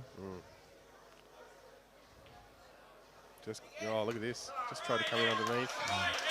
What he's actually done there, he hasn't tried to pot a ball or anything. He knew he was in a lot of trouble. What he's done is just nudged the red to smother the black to keep himself in the game. It's a wonderful shot, when I look at it. And when you're in this situation, playing against a player of the calibre of Mark Williams, sometimes that's all you can do. Keep yourself in the game, stop him from going game. And that's really his only option there, and he's played an absolutely superb shot. Trying to get a little bit of cover on that yellow down the bottom with the red as well, but the main objective was smothering the black so Mark can't go game without having to at least play a big shot and open the black up. I've got to give Jake a lot of credit here. He's played 3 shots in a row that not even a good player would have seen, that have given him a chance in this frame. Yeah, Mark still hasn't quite got the angle here. Well, Mark is just looking now to try and break that black out, isn't he? He had the ball he just played then to open the black up, and he's got the ball over the centre pocket to open the black up, which is the ball he will end up using to open the black up. Yeah, but he's okay here. He just needs to come out. That's it. Oh, wrong side of it, he's not. Oh, he won't be happy with that. He cannot afford to take the ball over the centre pocket now because he knows that's his best option to open up the black, and he's not going to take that. No, he's still got a couple of options. Yeah, he's still definitely looking at going game here, but the further he goes, the tougher it gets. That's right, he's running out of balls to get on that ball, isn't he? Tried again, missed, wrong angle again. Now he'll take the ball down the other end pocket, which he wants to get rid of anyway. But then he's got to have a little bit of luck. When he pots the ball in the centre, opens up the black by hopefully hitting the red, he's still got a lob on the other yellow and the other centre. That's it. So there's it can be done. Sure, he's capable of doing it. Also, the black's travelling towards the rail, not towards anywhere nice. If he hits the red, the black doesn't move at all. He's got the edge of the red to hit. If he can do that, then the black doesn't move at all. Hitting the edge of the red, which will be half ball or thin, the white's going down, which puts him better on the other yellow into the centre. This is the shot. He got it. Which is what he's done. Oh, is he okay? Oh, that's a great shot. He's lobbed on the yellow into the corner instead of the middle. I thought he would have played that softer, but but maybe if he played it softer, he doesn't hit the red. See, that's the problem. He didn't really want to hit the black. It's a huge shot. Little point towards his teammates there. That's a huge shot. That was a great out. There it is. And the South Australians are really fired up. They've got the first 2 frames. The Vics can't believe it. But don't count the Vics out yet, guys, because they put in 3rd spot, which actually is kind of where I expect him to be. He's the man himself, Benny Noonan. Hasn't had too much of a good run so far. Benny's actually topped the Victorian percentages for the fortnight we've been here at the Australian Titles. He's shot about 74%, which is, as we all know, is winning basically 3 out of every 4 frames against the best players in Australia. Look who he's up against. But, it doesn't get easy. He's playing his old mate, Brenton Collier, who last year played with us for Victoria, but he played him earlier on and got him. I believe. Did he get him or not? Who won? They played earlier on. I'm not sure. I thought Brenton won, but maybe he didn't. I'm not sure. But it's Benny's break, so this is a huge advantage for him. If he gets the ball off the break, you class him as favourite to run the race. But the hopes of Victoria now rest on this man's shoulders. It's Benny Noonan. And that's who you want him on. Yeah, exactly. No, he's scratched. No, you don't want to be giving Brenton Collier this kind of table either if he's off a scratch. The balls are spread all over the place. There's no tough job here. Brenton's almost certainly going to win this frame, which in turn would make it 3-0 to South Australia. It should be devastating for Victoria. And Brenton will relish them at this moment. I guarantee it. Look at the concentration on his face. He can be accused of being a little aloof. Is he playing for yellows? I thought he was going to take reds, but I thought he'd take reds as well. But no, yellows are fair enough. Either balls are absolutely perfect. Yeah.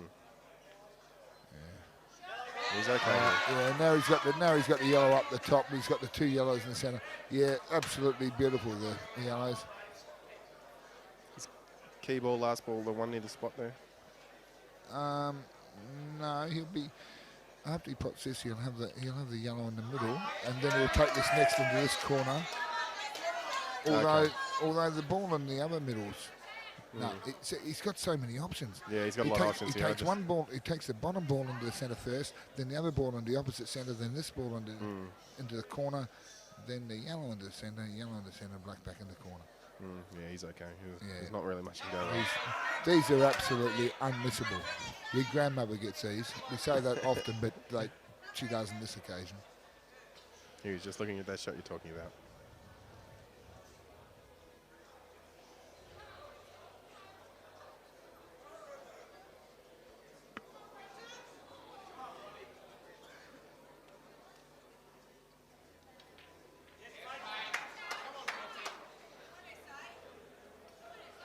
It's pretty basic. It's ABC from here, which it was right from the start. Nothing's changed.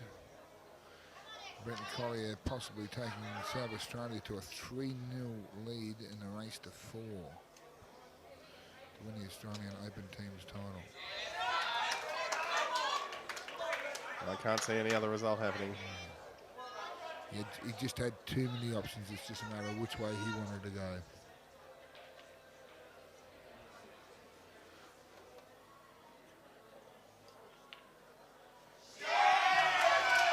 Nice shot there from Brenton. Left himself very easy on these balls. Yellow in the corner, black in the centre, 3-0, and the whips are cracking. Victoria in big trouble.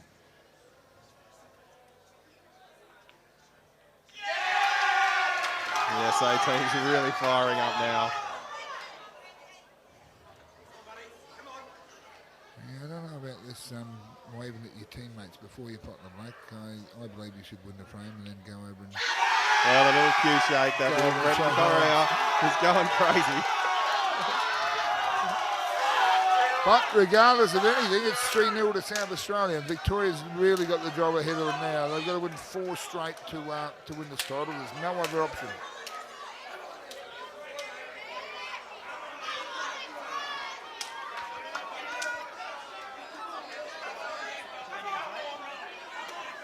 Let's go down. Well, it's a race to 4, and South Australia are 3 frames up in this decider for the 2007 Mitchell Billiards Australian 8-Ball Championship. The breakers told the tale here in the deciders. I think we had Mark Robertson scratch off the break, then Benny Noonan scratch off the break, and that's cost the Vickers 2 frames at least. So there's an awful lot of weight at the moment sitting on the man named Michael Skerry's shoulders. It just happens at the South Australia's break. So Mick Delahunty comes out to break to try and win the title without sending Victoria back to the table. That's right, you can close this out, and he had a miracle win before, so to keep him in it.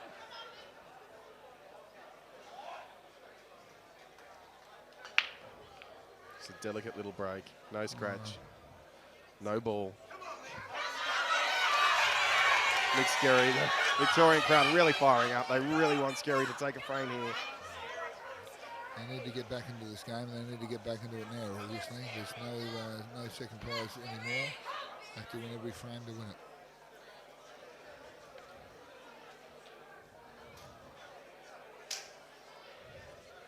Michael Skerry, only his second year playing for Victoria, hasn't been on the scene a long time. Last year did phenomenal for Victoria, made the Australian team, selected with around about 70% averages. This year he's actually only gone 50-50 through the carnival, so by his outstanding record last year, he'd probably be slightly disappointed this year, but still he's only got to win one frame at a time from here. Oh, he's just missed that ball.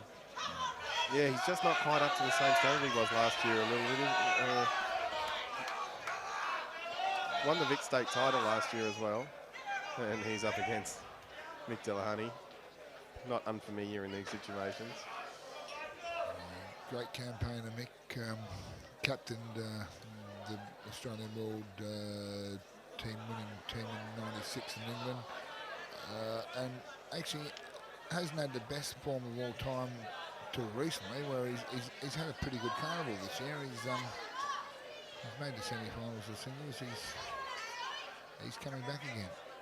They say the dinosaurs don't die. Well, he's definitely proof of that.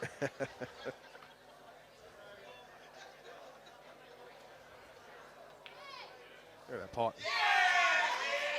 That's a great opening ball.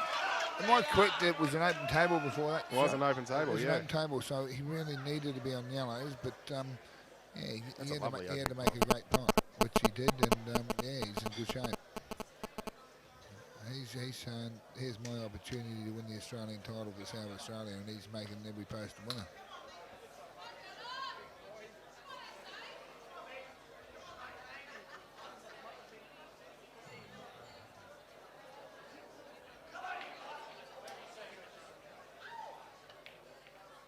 Look at that shot. That's ridiculous. A little bit of an apology. He's got a little bit lucky there. He spooked the ball.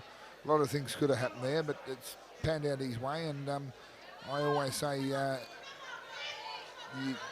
if you have a bit of a dip, you're more chance of having good luck. If you're trying to defend, you're more chance of having bad luck. And that's the way good players look at it while they're going. Yeah. Fair call. Now he's defending. Now he's decided. No, well, he's in a commanding situation here. They only need one frame to win the Australian title. He's tucked his head and said, well, I'll put this over the borough. He's got 2 dirty reds here. He's got to do a lot of work to get back in this game. And Mick's probably going to cut this red down and block that yellow into that pocket. He's going to play this long. Yeah, he's got a lot of work to do. He really doesn't want to open up the black and whatever as well, which he probably won't do with this shot, but he's got to try and get some cover. Nice shot there from Mick. Nice shot. Lovely shot from Michael Skerry. That's a great shot. That's a monster shot. Certainly hasn't made him favourite, but it's kept him in the game. Mick now just will release this yellow and get this yellow back into play. He still knows he's got control down this end of the table. He's got a yellow in the middle of the table, and he's got a yellow near the black. He's still well and truly in control. He just has to release the black that Mick's just covered. Yeah, I can't see much else he'd be wanting to do or trying to do. He could possibly play this yellow underneath the red and move them out, but he's probably just as likely just to bring the yellow out into play. Oh no, it's a strange. Oh dear, I'm not sure about that shot. That's a strange shot by Mick, because now he's in danger of another yellow. He's got 2 yellows that are dirty, plus the one there to bloke with no certainty. Mick really He put himself almost behind there, hasn't he? can work himself back into this game, almost become favourite. He can pop this red down to this corner and double the other red back to the same corner, or he's just getting this red out into play now. Yeah, I think that's a good, wise move.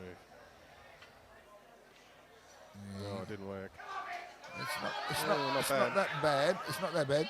I still don't think Mick can well, I don't know if he can afford to play this yellow down on the red and give 2, because he'll be opening everything up, and I think Mick would become favourite, although he's got one dirty red down there. It's hard to imagine what some of these players are going to do at certain stages. This is a very, very tough spot. This is a tough spot to be in. Mick really needs to get these yellows into play down there, and the only way he can do that is by potting Mick's red at the moment. Yeah, it's tricky. I think that's what he's looking at, playing the yellow up and just potting the red and saying thank you very much. Yeah, I don't know. It's pretty dodgy though. I doubt whether he will, but then again, he's putting the ball in Mick's court and saying, well, you do it. If you don't, I will, because he'll have control. Yeah, I didn't think he'd do it. It's a dodgy situation. No. Are you sure? The way he's played is absolutely huge. But by the same token, I honestly believe Mick Skerry's a chance to actually win the frame here. He's got 2 visits. He's got the red on underneath the black for a start off. The red across the bottom rail back into the same pockets tight, and he's got a tight red up the other end.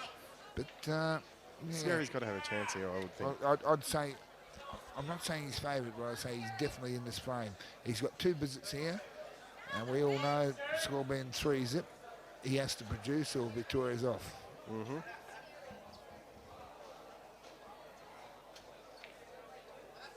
Michael Skerry with the hopes of Victoria in his hands. Just trying to find a way. I suspect what he's looking at is coming across the face of this ball that's on the yellow and then maybe putting the white into the red that's over the hole. That's all I can think of.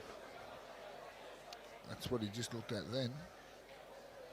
He wants to get rid of this other red down here, down the top, before he moves that though. Yeah, and that's great shot to do it. What a great shot. Wow. In actual fact, now he doesn't even have to bother about the shot we just talked about. No, he can just break this ball out if he pops If he can pop this in one, he only has to get the other red into play, because the other 2 reds are in the middle of the table, and Luck's in the middle of the table, and... Good shot. That's in. Now, all he has to do is get this out without doing any nuisance with the yellows down there. So he's it's in a tough spot to do it though, from where he is. He's a long distance, and it's not a dream. Can be done, and he's the bloke who can do it. He'll probably play this with screw, I'd imagine. I think those yellows are going to interfere each other. I can't see them potting cleanly if he... Well, I think he can actually play... I think he can play the yellow without even moving... play the red without even moving the yellow and screw out.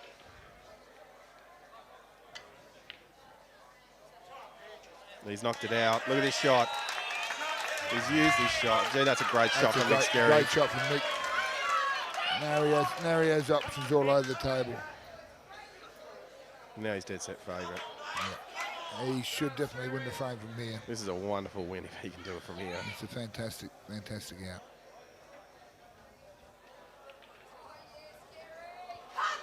Oh, he's a little bit awkward. Nasty little cut. A little bit awkward here. He's got a couple of options. I think the cut on the red in the middle is too tight, so he's got to play this red up into this pocket and hold the white so he can play the red into the other corner. This is all of a sudden it's gone from ABC to ZYX. Yeah, it's a tough. He's down on it. He's back up. He's just going to have a look. Yeah, this is tough. This is very tough, folks. It is tough. The best players in the country struggle in this situation, but when you're under this sort of pressure, it's even tougher. You know, if there's someone that can make a single pot, it's Mick Skerry. He's got great cueing. Looks good. Well, he's on it. He's on it, and he's not out of the woods yet, though. He's still going to make 2 very good pots. Awful lot of yellows down there. This punt he's got now, he can pop this across into the corner and he can screw into the side rail. Everything's luxury and beautiful and whatever. You've still got to make the shot, which is very tough. But even after that, you're still not going to have any luxury on this bloke. You're going to be shooting from a fair distance. Very hard out from here. Here goes Michael Skerry. Just does it again, just sit down on the shot. Just checks the shot, which a lot of players out there and gain something from that. Get up if you're not comfortable. Just have another rethink. Oh, he's drilled it.